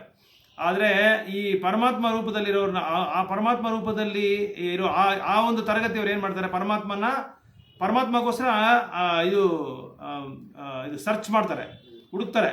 ಪರಮಾತ್ಮ ಎಲ್ಲಿದ್ದಾನೆ ಅಂತ ಹುಡುಕಿ ಆ ಪರಮಾತ್ಮನ ಮೇಲೆ ಧ್ಯಾನ ಮಾಡಿ ಆ ಯೋಗ ಪ್ರಾಸೆಸ್, ಯೋಗದ ಪದ್ಧತಿ ಇದೆಯಲ್ಲ, ಆ ಯೋಗದ ಪದ್ಧತಿಯಿಂದ ಧ್ಯಾನ ಮಾಡ್ತಾರೆ. ಆ ಯೋಗದ ಪದ್ಧತಿಯಿಂದ ಧ್ಯಾನ ಮಾಡಿ ಪರಮಾತ್ಮನ ಮೇಲೆ ಪರಮಾತ್ಮನ ಕೇಂದ್ರವಾಗಿ ಇಟ್ಕೊಂಡು ಆ ಮೂಲಕವಾಗಿ ಅವರು ಭಕ್ತಿ ಮಾಡ್ತಾರೆ, ಇದು ಧ್ಯಾನ ಮಾಡ್ತಾರೆ. ಮೂರನೇದು ಬಂದು ಭಗವಂತನ ಸೇವೆಯಿಂದ, ಭಕ್ತಿ ಸೇವೆಯಿಂದ ಭಗವಂತನ ಅರ್ಥ ಮಾಡ್ಕೊಳ್ಳೋದಕ್ಕೆ ಪ್ರಯತ್ನ ಪಡ್ತಾರೆ. ಯಾವ್ದು ಇದರಲ್ಲಿ ನಿಜವಾದ ಒಂದು ತರಗತಿ, ಉತ್ತಮವಾದ ತರಗತಿ ಯಾವ್ದು ಇದರಲ್ಲಿ? ಕರೆಕ್ಟ್. ಭಕ್ತಿ ಸೇವೆಯಿಂದ ಮಾತ್ರನೇ ನಾವು ಭಗವಂತನ ಅರ್ಥ ಮಾಡ್ಕೊಳಕ್ಕಾಗುತ್ತೆ. ಬೇರೆದಿಂದ ಅರ್ಥ ಮಾಡ್ಕೊಂಡ್ರೆ ಅದು ಬಂದು ಪಾರ್ಷಿಯಲ್ ರಿಯಲೈಸೇಷನ್, ಅಂದ್ರೆ ಸ್ವಲ್ಪ ಮಟ್ಟಿಗೆ ಮಾತ್ರ ಆತ್ಮ ಸಾಕ್ಷಾತ್ಕಾರ ಆಗುತ್ತೆ ಅಂತ ಹೇಳ್ತಾ ಇದ್ದಾರೆ. ಸ್ವಲ್ಪ ಮಟ್ಟಿಗೆ ಮಾತ್ರ ಆತ್ಮ ಸಾಕ್ಷಾತ್ಕಾರ ಆಗುತ್ತೆ. ಯಾಕೆ ಅಂದ್ರೆ ಭಗವಂತ ಕೃಷ್ಣನ್ನೇ ಬಿಟ್ಟು ನಾವೇನ್ ಮಾಡ್ತಾ ಇದ್ರಿ, ಕೃಷ್ಣನ ಅವತಾರ, ಅದರಿಂದ ಇನ್ನೊಂದು ಅವತಾರ, ಆ ಅವತಾರನೇ ಪರಮಾತ್ಮ. ಅಂದ್ರೆ 3 ವಿಷ್ಣುಗಳಿದಾರಲ್ಲ, ಕಾರಣೋದಾಯಕ ವಿಷ್ಣು, ಕ್ಷೀರೋದಾಯಕ ಶಾಯ ವಿಷ್ಣು, ಅದಾದ್ಮೇಲೆ ಇದು ಗರ್ಭೋದಾಯಕ ಶಾಯ ವಿಷ್ಣು. ಸೊ ಈ 3 ವಿಷ್ಣುನಲ್ಲಿ ಆ ಒಂದು ವಿಷ್ಣುದ ಇಲ್ಲಿ ಪರಮಾತ್ಮ ರೂಪದಲ್ಲಿ ಇರೋದು. ಕಾರಣೋದಾಯಕ ಶಾಯ ವಿಷ್ಣು ಯಾರೋ ಒಬ್ರು ಇಲ್ಲಿ ಆತ್ಮದಲ್ಲಿದ್ದಾರೆ, ಪರಮಾತ್ಮ ಹೃದಯದಲ್ಲಿದ್ದಾರೆ. ಅದು ಅವ್ರು ಎಲ್ಲಿಂದ ಬಂದಿದ್ದಾರೆ ಅಂದ್ರೆ ಕೃಷ್ಣನ ಕೃಷ್ಣನ ನೆಕ್ಸ್ಟ್ ಅವತಾರ ಯಾರಂದ್ರೆ ಬಲರಾಮನಿಂದ 4 ಅವತಾರ ಬರುತ್ತೆ. ಯಾರು? ವಾಸುದೇವ, ಅನಿರುದ್ಧ, ಪ್ರದ್ಯುಮ್ನ, ಸಂಕರ್ಷಣ. ಇವರಿಂದ ಮಹಾವಿಷ್ಣು ಸೃಷ್ಟಿ ಆಗ್ತಾರೆ. ಆ ಮಹಾವಿಷ್ಣುವಿನ ಅವತಾರನೇ ಈ 3 ವಿಷ್ಣುಗಳು. ಅವರಿಂದ ಆ 3 ವಿಷ್ಣು ಒಬ್ಬ ವಿಷ್ಣು ಇವರು. ಅಂದ್ರೆ ಕೃಷ್ಣನಿಂದ ಇಮಿಡಿಯೇಟ್ ಆಗಿ ಅವ್ರು ಬರಲ್ಲ ಅವತಾರದಲ್ಲಿ. ಬಲರಾಮ ಬರ್ತಾರೆ, ಬಲರಾಮ ಆದ್ಮೇಲೆ ಇವ್ರು 4 ಜನ ಬರ್ತಾರೆ, ಅವ್ರು 4 ಜನ ಆದ್ಮೇಲೆ ವಿಷ್ಣು ಬರ್ತಾರೆ. ಆ ವಿಷ್ಣುನೇ ಈ ಅವತಾರ, ಅವರೇ ಪರಮಾತ್ಮ ರೂಪ. ಆಮೇಲೆ ಈ ಒಂದು ವಿಷ್ಣುವಿನ ಒಂದು ಕೃಷ್ಣನ ಒಂದು ದೇಹದಿಂದ ಬರೋ ಪ್ರಕಾಶನೇ ಈ ಬ್ರಹ್ಮಜ್ಯೋತಿ. ಅಂದ್ರೆ ಬ್ರಹ್ಮಜ್ಯೋತಿ ಅಂದ್ರೆ ನೀವು ಯಾವ ತರಗತಿಯಲ್ಲಿ ಇದ್ದೀರಿ ಅಂತ ನಾವು ಯಾವ ತರಗತಿಯಿಂದ ಅರ್ಥ ಮಾಡ್ಕೋಬೇಕು. ಬ್ರಹ್ಮಜ್ಯೋತಿ ಉತ್ತಮವಾದದ್ದ, ಪರಮಾತ್ಮ ಉತ್ತಮವಾದದ್ದ, ಭಗವಾನ್ ಉತ್ತಮವಾದದ್ದ. ಅದೇ ಇಲ್ಲಿ ಶ್ಲೋಕ ನಾನು ಹೇಳ್ತಾ ಇಲ್ಲ, ಇಲ್ಲಿ ವ್ಯಾಸದೇವರೇ ಬರ್ದಿದ್ದಾರೆ, ವ್ಯಾಸ ಮಹರ್ಷಿ ಬರ್ದಿದ್ದಾರೆ. ಬ್ರಹ್ಮಜ್ಯೋತಿ ಅನ್ನೋದು ಬಂದು 1ನೇ ತರಗತಿ, 2ನೇ ತರಗತಿ ಬಂದು ಪರಮಾತ್ಮ, ಭಗವಂತ ಅನ್ನೋದು ಬಂದು 3ನೇ ತರಗತಿ. ಶ್ರೇಷ್ಠವಾದದ್ದು ಅದೇ, ಉತ್ತಮವಾದದೇ. ಅದನ್ನ ನಾವು ಪಡಿಬೇಕು ಅಂದ್ರೆ, ಭಗವಂತನ ನಾವು ನೋಡ್ಬೇಕು ಅಂದ್ರೆ ಭಕ್ತಿ ಸೇವೆ ಮಾತ್ರನೇ ನಾವು ಪಡೆಯೋಕ್ಕಾಗುತ್ತೆ. ಬೇರೆದ್ರಲ್ಲಿ ಯಾವ್ದ್ರಲ್ಲಿ ಪಡೆಯಕ್ ಆಗೋದಿಲ್ಲ ಅಂತ ಹೇಳ್ತಾ ಇದ್ದಾರೆ. ಅದನ್ನ ಸೂರ್ಯನಿಗೆ ಹೋಲಿಸ್ತಾ ಇದ್ದಾರೆ. ಈ ಬ್ರಹ್ಮಜ್ಯೋತಿ ಅನ್ನೋದು ಬಂದು ಸೂರ್ಯಕ್ಕೆ ಸೂರ್ಯ ಪ್ರಕಾಶ ಆಗುತ್ತಲ್ಲ, ಕಿರಣಗಳು ಬಿಡುತ್ತಲ್ಲ, ಆ ಒಂದು ಬೆಳಕು, ಆ ಸೂರ್ಯನ ಬೆಳಕೆ ಬ್ರಹ್ಮಜ್ಯೋತಿ. ಆಮೇಲೆ ಆ ಸೂರ್ಯನ ಒಂದು ಆ ಗೋಳ ಇದೆಯಲ್ಲ, ಅದು ಬಂದು ಪರಮಾತ್ಮ. ಸೂರ್ಯ ಬಂದು ಭಗವಾನ್. ಇದನ್ನ ಈ ತರ ಅರ್ಥ ಮಾಡ್ಕೋಬೇಕು. ಸೊ ಈ ಒಂದು ಸೂರ್ಯನ ಒಂದು ಪ್ರಕಾಶ ಬಂದು ಕವರ್ ಆಗಿದೆ. ಯಾವ ತರ ಕವರ್ ಆಗಿದೆ ಅಂದ್ರೆ ಈ ಇಡೀ ಬ್ರಹ್ಮಾಂಡನೇ ಅದನ್ನ ಕವರ್ ಮಾಡ್ಕೊಂಡಿದೆ. ಈ ಸೂರ್ಯನ ಪ್ರಕಾಶ ಬಂದು ಇಡೀ ಬ್ರಹ್ಮಾಂಡಕ್ಕೆ ಹರಡುತ್ತೆ. ಅದು ಬ್ರಹ್ಮಾಂಡಕ್ಕೆ ಫುಲ್ ಹರಡುತ್ತೆ. ಇದು ಬ್ರಹ್ಮಾಂಡಕ್ಕೆ ಹರಡಿ ನಾವು ಸೂರ್ಯಲೋಕಕ್ಕೆ ಹೋಗ್ಬೇಕಾದ್ರೆ ಆ ಸೂರ್ಯ ಒಂದು ಗೋಲ ಇದೆಯಲ್ಲ, ಅದನ್ನ ಹೊರಗಡೆ ಹೋದ್ರೆ ನಾವು ಸೂರ್ಯನ ನೋಡಬಹುದು. ಸೊ ಆ ಸೂರ್ಯನ ಇರೋದ್ರಿಂದಾನೇ ಈ ಸೂರ್ಯನ ಗೋಲ, ಸೂರ್ಯನ ಪ್ರಕಾಶ ಎರಡು ನಮ್ಗೆ ಕಾಣುತ್ತೆ. ಅವರೇ ಇಲ್ಲ ಅಂದ್ರೆ ಈ ಎರಡು ಇಲ್ಲ ಅಂದ್ರೆ ಏನರ್ಥ? ಭಗವಂತ ಇಲ್ಲ ಅಂದ್ರೆ ಕಿರಣನೂ ಇಲ್ಲ, ಪರಮಾತ್ಮನೂ ಇಲ್ಲ. ಇದೇ ಸಿಂಪಲ್ ಆಗಿ ಅರ್ಥ ಮಾಡ್ಕೋಬೇಕಾದ್ರೆ. ಇನ್ನ ಸರಳವಾಗಿ ನಿಮ್ಗೆ ಅರ್ಥ ಮಾಡ್ಕೋಬೇಕಾದ್ರೆ ಒಂದು ಟ್ರೈನ್ ಇದೆ. ನಾವಿಲ್ಲಿ ನಿಂತ್ಕೊಂಡಿದ್ರಿ, ಟ್ರೈನ್ ಅಲ್ಲಿ ಹೊಸೂರು ರೈಲ್ವೆ ಸ್ಟೇಷನ್ ಇಂದ ಟ್ರೈನ್ ಬರ್ತಾನೆ ಇದೆ. ನಮ್ಗೆ ಮೊದಲು ಇಲ್ಲಿ ಇಷ್ಟು ದೂರದಿಂದ ನಾವು ನೋಡ್ಬೇಕಾದ್ರೆ ಏನ್ ಕಾಣುತ್ತೆ ನಮ್ಗೆ? ಇಷ್ಟು ದೂರ ಬೇಡ, ಪ್ಲಾಟ್ಫಾರ್ಮ್ ಅಲ್ಲಿ ನಿಂತ್ಕೊಂಡಿದ್ದೀರಿ. ಎಷ್ಟೋ ದೂರ, ಏನೋ ಒಂದು 20 ಕಿಲೋಮೀಟರ್ ದೂರದಿಂದ ಒಂದು 5 ಕಿಲೋಮೀಟರ್ ದೂರದಿಂದ ಬರ್ತಾ ಇದೆ. ಮೊದಲು ಏನ್ ಕಾಣುತ್ತೆ ನಮ್ಗೆ? ಆ ಲೈಟ್ ಮಾತ್ರ ಕಾಣುತ್ತೆ. ಸಾಯಂಕಾಲ ನೋಡಿದ್ರೆ ಒಂದು ಲೈಟ್ ಮಾತ್ರ ಕಾಣುತ್ತೆ. ಅವಾಗ ನಾವೇನ್ಕೊಂಡ್ರೆ ಏನೋ ಒಂದು ಲೈಟ್ ಇದೆಯಪ್ಪ, ಲೈಟ್ ಬರ್ತಾ ಇದೆ ಅಂತ ತಿಳ್ಕೊತೀವಿ. ಇನ್ನ ಸ್ವಲ್ಪ ಹತ್ರ ಬಂದ್ರೆ ಏನಾಗುತ್ತೆ? ಆ ಒಂದು ಬಾಕ್ಸ್ ತರ, ಒಂದು ಕಂಪಾರ್ಟ್ಮೆಂಟ್ ತರ ಕಾಣುತ್ತೆ. ಇನ್ನ ಹತ್ರ ಬಂದ್ಬಿಟ್ರೆ, ನಮ್ಮ ಪ್ಲಾಟ್ಫಾರ್ಮ್ ಹತ್ರ ಬಂದ್ರೆ ಒಳಗಡೆ ಆ ಪ್ಲಾಟ್ಫಾರ್ಮ್ ಇದೆ, ಇದು ಕಂಪಾರ್ಟ್ಮೆಂಟ್ ಇದೆ. ಕಂಪಾರ್ಟ್ಮೆಂಟ್ ಜನ ಎಲ್ಲ ಕೂತ್ಕೊಂಡಿದ್ದಾರೆ ಅನ್ನೋದು ನಮ್ಗೆ ಕಾಣುತ್ತೆ.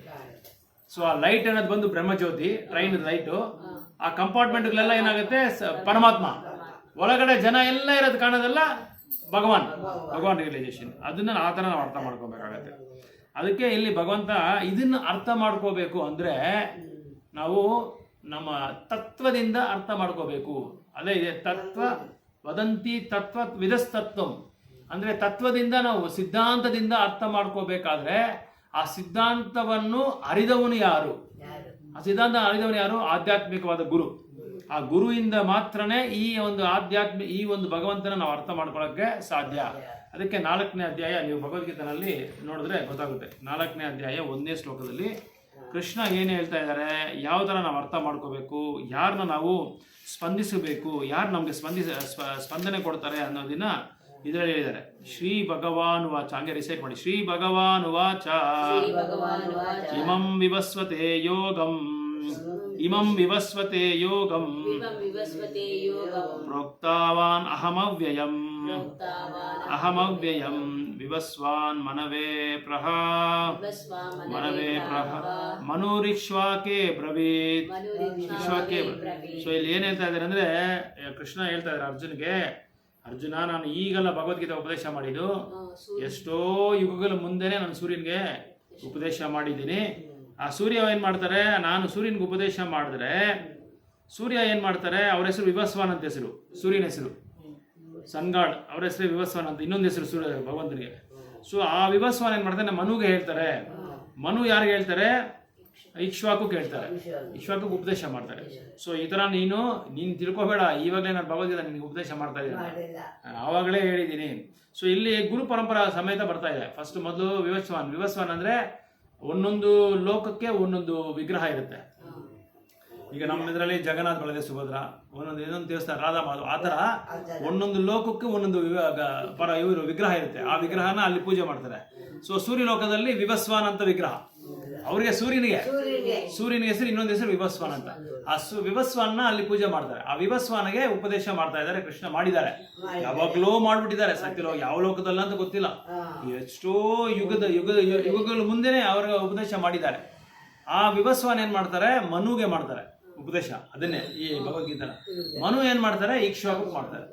ಆ ಇಕ್ಷ್ವಾಕು ಮಾಡುವಾಗ ಅದಂಗೆ ಗುರು ಪರಂಪರೆಯಿಂದ ಏನಾಗುತ್ತೆ, ಇಕ್ಷ್ವಾಕು ಆದ್ಮೇಲೆ ಸರಿಯಾದ ಒಂದು ಗುರು ಸಿಗ್ದಿರೋಕ್ಕೋಸ್ಕರ, ಸರಿಯಾದ ಶಿಷ್ಯ ಸಿಗ್ದಿರೋದಕ್ಕೋಸ್ಕರ ಭಗವಂತ ಸುಮ್ಮನೆ ಆ ಚೈನ್ ಬಂದು ಕಟ್ ಆಗ್ಬಿಡುತ್ತೆ, ಸ್ಟಾಪ್ ಆಗ್ಬಿಡುತ್ತೆ. ಅದಾದ್ಮೇಲೆ ಅರ್ಜುನನ್ನ ನೋಡಿದ್ಮೇಲೆ ಅರ್ಜುನದ ಸರಿಯಾದ ಶಿಷ್ಯ ಅಂತೇಳಿ ಮತ್ತೆ ಆ ಭಗವದ್ಗೀತೆನ ಮತ್ತೆ ಉಪದೇಶ ಮಾಡ್ತಾರೆ. ಸೊ ಈ ತರ ಯಾಕೆ ಇದನ್ನ ಹೇಳ್ತಾ ಇದ್ರೆ ಅಂದ್ರೆ, ಈ ಶ್ಲೋಕನ ಆ ಗುರು ಪರಂಪರದಿಂದ ಬಂದಿರೋ ಒಂದು ಗುರುವಿನ ಮಾತ್ರ ನಾವು ಆಯ್ಕೆ ಮಾಡಿಕೊಂಡು ಅವ್ರ ಹತ್ರ ಮಾತ್ರ ಈ ತತ್ವನ ನಾವು ಕೇಳಬೇಕಾಗಿ ಬರುತ್ತೆ. ಬೇರೆಯವ್ರ ಹತ್ರ ಕೇಳಿದ್ರೆ ಅವ್ರಿಗೆ ಈ ತತ್ವ ಅರ್ಥ ಆಗಲ್ಲ. ಅದಕ್ಕೆ ಅವ್ರ ಹತ್ರ ಮಾತ್ರನೇ ನಾವು ಆ ಪ್ರಾಮಾಣಿಕ ಗುರು ಅಂತ ಹೇಳ್ತಾರೆ. ಅದಕ್ಕೆ ಆ ಪ್ರಾಮಾಣಿಕ ಗುರುವಿಂದ ನಾವು ಕೇಳ್ಕೋಬೇಕು ಅಂತ ಹೇಳ್ತಾ ಇದ್ದಾರೆ. ಅದಕ್ಕೆ ಪ್ರಭುಪಾದರು ಬಂದು ಅದನ್ನ ಕೋಟ್ ಮಾಡ್ತಾ ಇದ್ದಾರೆ, ಅವ್ರ ಹತ್ರನೇ ನೀವು ಕೇಳಬೇಕು ಅಂತ. ಆಮೇಲೆ ಇನ್ನೊಂದು ಇನ್ನೊಂದು ಏನ್ ಹೇಳ್ತಾರೆ ಅಂದ್ರೆ, ವೇದಹಂ ಸಮತಿತ್ತಾನಿ. ಕೃಷ್ಣ ಏನ್ ಮಾಡ್ತಾರೆ ಅಂದ್ರೆ, ಕೃಷ್ಣನಿಗೆ 3 ಕಾಲದ ಬಗ್ಗೆನೂ ಗೊತ್ತು. ತ್ರಿಕಾಲಜ್ಞ ಅಂತ ಹೆಸರು ಅವ್ರಿಗೆ. ಅಂದ್ರೆ ಮುಂದೆ ಏನಾಗಿದೆ, ಇವಾಗ ಏನಾಗ್ತಾ ಇದೆ, ಭವಿಷ್ಯತ್ತಲ್ಲಿ ಏನಾಗುತ್ತೆ, ವರ್ತಮಾನ ಭವಿಷ್ಯತ್ತು ಎಲ್ಲ ಗೊತ್ತು ಅವ್ರಿಗೆ. ಎಲ್ಲ ಕಾಲದ ಬಗ್ಗೆನೂ ಅವ್ರು ಹೇಳ್ತಾರೆ ಕೃಷ್ಣ. ಅದಕ್ಕೆ ಅವ್ರಿಗೆ ತ್ರಿಕಾಲಜ್ಞ ಅಂತ ಹೆಸರು. ಸೊ ಈ ಒಂದು ಭಕ್ತಿಯೋಗ ಬಂದು ನಾಶ ಆಗಲ್ಲ. ಇದು ಹೆಂಗೆ ಆತ್ಮ ನಾಶ ಆಗಲ್ಲ, ವಿನಾಶ. ಇದು ಇಂಪೆರಿಷಬಲ್, ಯಾವತ್ತೂ ನಾಶ ಆಗಲ್ಲ. ಈ ಭಗವಂತನ ತತ್ವ ಆಗಲಿ, ಭಗವಂತನ ಶಾಸ್ತ್ರ ಆಗಲಿ, ಈ ಭಕ್ತಿ ಯೋಗ ಆಗಲಿ, ಈ ಭಕ್ತಿ ಯಾವುದೇ ಕಾರಣಕ್ಕೂ ಇದು ಒಂದು ಏನ್ ಹೇಳ್ತಾರೆ ಅಂದ್ರೆ, ನಿರಂತರವಾದ ಒಂದು ಸೊತ್ತು ಅಂತ ಹೇಳ್ತಾ ಇದ್ದಾರೆ ಪ್ರಭುಪಾದರು. ಪರ್ಮನೆಂಟ್ ಅಸೆಟ್ ಅಂತ ಹೇಳ್ತಾ ಇದ್ದಾರೆ. ಆದ್ರೆ ಬೇರೆ ಯಾವುದೇ ಆಗಲಿ ಅದು ಪರ್ಮನೆಂಟ್ ಅಸೆಟ್ ಆಗಲ್ಲ. ನಮಗೆ ಯಾವುದು ನಿರಂತರವಾದ ಒಂದು ಸೊತ್ತು ಆಗಲ್ಲ. ಬೇರೆ ಎಲ್ಲಾನು ನಾಶ ಆಗ್ಬಿಡುತ್ತೆ. ಬಟ್ ಭಗವಂತನ ಒಂದು, ಇವಾಗ ನೋಡಿ ಎಷ್ಟು ವರ್ಷಗಳಿಂದ ನಾವು ಭಗವದ್ಗೀತೆ ಕೇಳ್ತಾ ಇದ್ದೀವಿ. ರಾಮಾಯಣ ತ್ರೇತಾಯುಗದಿಂದ ಕೇಳ್ತಾನೆ ಇದ್ದೀವಿ, ನಾಶ ಆಗಿಲ್ಲ. ಅದು ಹಂಗೆ ಹೇಳ್ಕೊಂಡೇ ಬರ್ತಾ ಇದ್ದಾರೆ. ಇವಾಗ ಎಲ್ಲರೂ ಹೇಳ್ತಾನೆ ಇದ್ದಾರೆ, ಎಲ್ಲರೂ ಅದನ್ನೇ ಹೇಳ್ತಾ ಇದ್ದಾರೆ. ಭಗವಂತನ ನಾಮನೂ ಅಷ್ಟೇ ಎಷ್ಟೋ ಸತ್ಯುಗದಿಂದ ಹೇಳ್ಕೊಂಡು ಬರ್ತಾನೆ ಇದ್ದಾರೆ, ನಾಶ ಆಗಿಲ್ಲ. ಅದಕ್ಕೇನಂತಾರೆ ಅಂದ್ರೆ, ಅವ್ಯಯಂ ಅಂದ್ರೆ ಅದಕ್ಕೆ ಯಾವಾಗಲೂ ಇನ್ಎಕ್ಸಾಸ್ಟಿಬಲ್, ನಾಶ ಆಗಲ್ಲ ಅಂತ ಅರ್ಥ ಅವ್ಯಯಂ ಅಂತಿದ್ರೆ ಅದಕ್ಕೆ. ಸೊ ಅದಕ್ಕೆ ಅದು ಇನ್ನೊಂದು ಯಾಕೆ ಇದನ್ನ ಹೇಳ್ತಾ ಇದ್ದಾರೆ ಅಂದ್ರೆ, ಭಗವಂತನ ಒಂದು ಭಕ್ತಿ ಸೇವೆ ನಾವು ಮಾಡಿದ್ರೂ ಅಷ್ಟೇ. ನಾವು ಹೋದ್ರಲ್ಲ 2ನೇ ಶ್ಲೋಕ ಅಧ್ಯಾಯದಲ್ಲಿ 40ನೇ ಶ್ಲೋಕದಲ್ಲಿ, ನೇಹಾಭಿಕ್ರಮ ನಾಶೋಸ್ತಿ ಪ್ರತ್ಯುವಾಯುಂ ನ ವಿದ್ಯತೆ ಸ್ವಲ್ಪಮಪ್ಯಸ್ಯ ಧರ್ಮಸ್ಯ ತ್ರಾಯತೋ ಮಹತೋ ಭಯತ್. ಅಂದ್ರೆ ಈ ಭಗವಂತನ ಮಾಡಿರೋ ಈ ಭಕ್ತಿ ಸೇವೆ ಮಾತ್ರ ನಾವು ಎಲ್ಲಿ ನಿಲ್ಸಿದ್ದೀರೋ ಅಲ್ಲಿಂದ ನಾವು ಮತ್ತೆ ಮುಂದಿನ ಜನ್ಮದಲ್ಲಿ ನಾವು ಅದನ್ನ ಕಂಟಿನ್ಯೂ ಮಾಡ್ಕೋಬಹುದು, ಶುರು ಮಾಡ್ಕೋಬಹುದು. ಅದೇ ತರ ನಾವು ಎಷ್ಟು ಶತವಿಧ ನಾವು ಮಾಡಿದ್ರು ಆ ಶತವಿಧ ಮಾಡಿರೋ ಭಕ್ತಿ ಸೇವೆ ಯಾವತ್ತೂ ನಷ್ಟನೂ ಆಗಲ್ಲ, ಅದು ಕಡಿಮೆನೂ ಆಗಲ್ಲ ಅಂತ ಇಲ್ಲಿ ಹೇಳ್ತಾ ಇದ್ದಾರೆ ಪ್ರಭುಪಾದ ಹೇಳ್ತಾರೆ. ಸೊ ಅವ್ಯಯಂ ಅಂದ್ರೆ ಯಾವತ್ತೂ ನಾಶ ಆಗಲ್ಲ. ಸೊ ಇನ್ನೊಂದು ಒಂದನೇ ಸ್ಕಂದದಲ್ಲಿ 3ನೇ ಅಧ್ಯಾಯ 28ನೇ ಶ್ಲೋಕದಲ್ಲಿ ಭಗವಂತ ಇದು ಭಾಗವತಮಲ್ಲಿ ಏನು ಹೇಳ್ತಾ ಇದ್ದಾರೆ, ಕೃಷ್ಣಸ್ತು ಭಗವಾನ್ ಸ್ವಯಂ. ಯಾಕಂದ್ರೆ ಭಗವಂತ ಸ್ವಯಂ ಅಂದ್ರೆ ಏನರ್ಥ, ಈಗ ತಿರುಪತಿನಲ್ಲಿ ಭಗವಂತ ಬಂದಿದ್ದಾರಲ್ಲ, ಸ್ವಯಂಭೂ ಕ್ಷೇತ್ರ ಅದು. ಶ್ರೀರಂಗದಲ್ಲಿ ಸ್ವಯಂಭೂ ಕ್ಷೇತ್ರ. ಈ ತರ ಭಗವಂತ ಸ್ವಯಂ ಆಗಿ ಬಂದಿರೋದು. ಯಾರು ಅದನ್ನ ಪ್ರತಿಸ್ಥಾಪನೆ ಮಾಡಿ ವಿಗ್ರಹ ತಗೊಂಡ್ಬಂದು ಸೃಷ್ಟಿ ಮಾಡಿಲ್ಲ.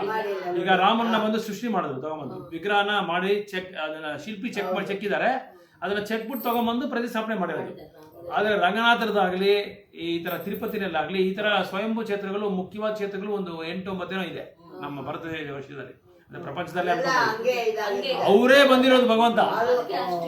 ಅದಕ್ಕೆ ಅಷ್ಟೊಂದು ಪ್ರತಿಭೆ, ಅದಕ್ಕೆ ಅಷ್ಟೊಂದು ವಿಶೇಷ ಮಹಿಮೆ ಇದೆ. ಅದಕ್ಕೆ ತಿರುಪತಿ ನೋಡಿ ಯಾವಾಗ್ಲೂ ರಶ್ಯ ಕಡಿಮೆ ಆಗಲ್ಲ. ರಂಗನಾಥ ಸ್ವಾಮಿ ಇದೆ ಅಷ್ಟೇ, ಯಾವತ್ತೂ ಕಡಿಮೆ ಆಗಲ್ಲ. ಡೈಲಿ ಪ್ರತಿದಿನ ಜನ ಹೋಗ್ತಾ ಇರ್ತಾರೆ, ಯಾವಾಗ್ಲೂ ಹೋಗ್ತಾ ಇರ್ತಾರೆ, ಬರ್ತಾರೆ. ಹೌದು, ಮೈಸೂರು ಶ್ರೀರಂಗಪಟ್ಟಣ ಬಗ್ಗೆ ಹೇಳಿಲ್ಲ ಯಾವ್ದ್ರಲ್ಲಿನೂ. ಬಟ್ ಇದು ಬಂದು ಭಗವಂತನೇ ಬಂದಿರೋದು, ಭಗವಂತನ ಶ್ರೀರಂಗಪಟ್ಟಣ. ಅದು ನಾನು ನಿಮ್ಗೆ ನಾಳೆ ಹೇಳ್ತೀನಿ, ಅದು ಫುಲ್ಲು ಶ್ರೀರಂಗಪಟ್ಟಣ ಯಾಕೆ ಅಲ್ಲಿ ಬಂದ್ರು, ಏನಕ್ಕೆ ಅಲ್ಲಿ ಮಲ್ಕೊಂಡಿದ್ದಾರೆ, ಅದ್ರ ಬಗ್ಗೆ ನಾನು ನಿಮ್ಗೆ ಹೇಳ್ತೀನಿ. ಮೂರಿದೆ ಇದು, ಶ್ರೀರಂಗ, ಮಧ್ಯರಂಗ ಅಂತ ಮೂರಿದೆ, ಅಂತರಂಗ ಅಂತ ಮೂರಿದೆ. ಅದು ಒಂದೇ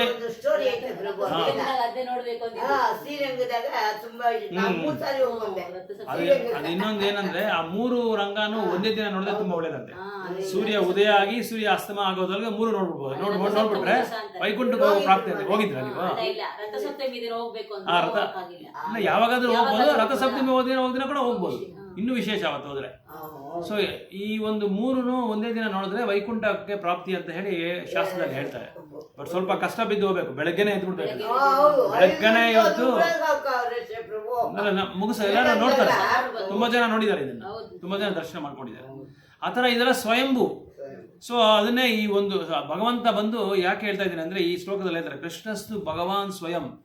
ನನ್ನ ಯಾರು ಸೃಷ್ಟಿ ಮಾಡಿಲ್ಲ, ನಾನಾಗೇ ಬಂದಿರೋದು. ನಾನು ಯಾವಾಗ್ಲೂ ಇರ್ತೀನಿ, ಇವಾಗ್ಲೂ ಇದ್ದೀನಿ, ಹಿಂದೆನೂ ನಾನು ಇದ್ದೆ, ಮುಂದೆನೇ ನಾನು ಇರ್ತೀನಿ, ಮುಂದೆ ನಾನು ಇರ್ತೀನಿ ಯಾವಾಗ್ಲೂ. ಅಂದ್ರೆ ಅರ್ಥ ಏನಂದ್ರೆ, ಯಾವಾಗ್ಲೂ ಭಗವಂತ ಇರ್ತಾನೆ ಅಂತ ಅರ್ಥ.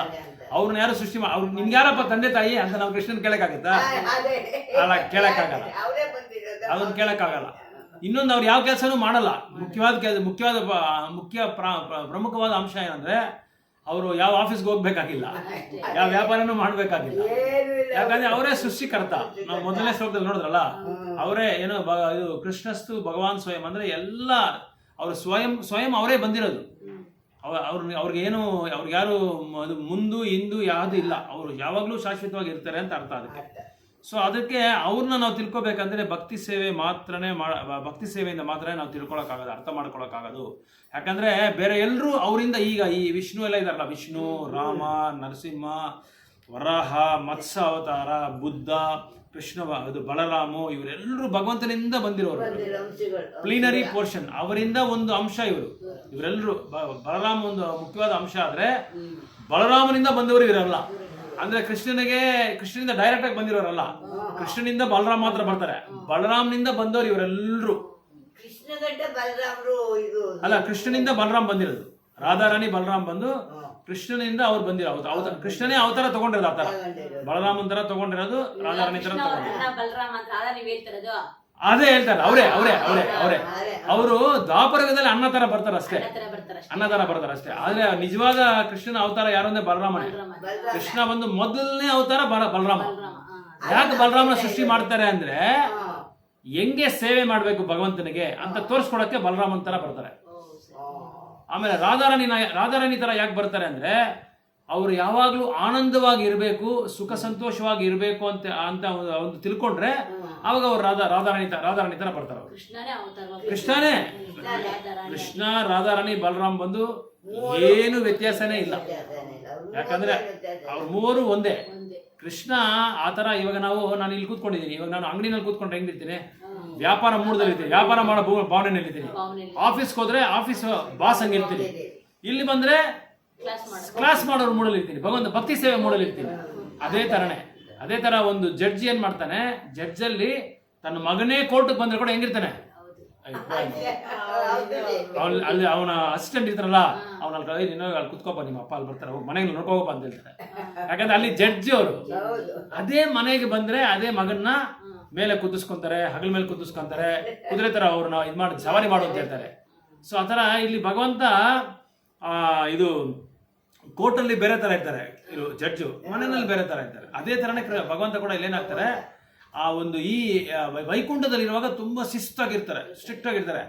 ಅದೇ ಗೋಲಕ ವೃಂದಾವನಕ್ಕೆ ಹೋದ್ರೆ ಎಲ್ಲರ ಜೊತೆನೂ ಆಡ್ತಾ ಇರ್ತಾರೆ, ಫ್ರೆಂಡ್ಸ್ ತರ ಆಡ್ತಾ ಇರ್ತಾರೆ.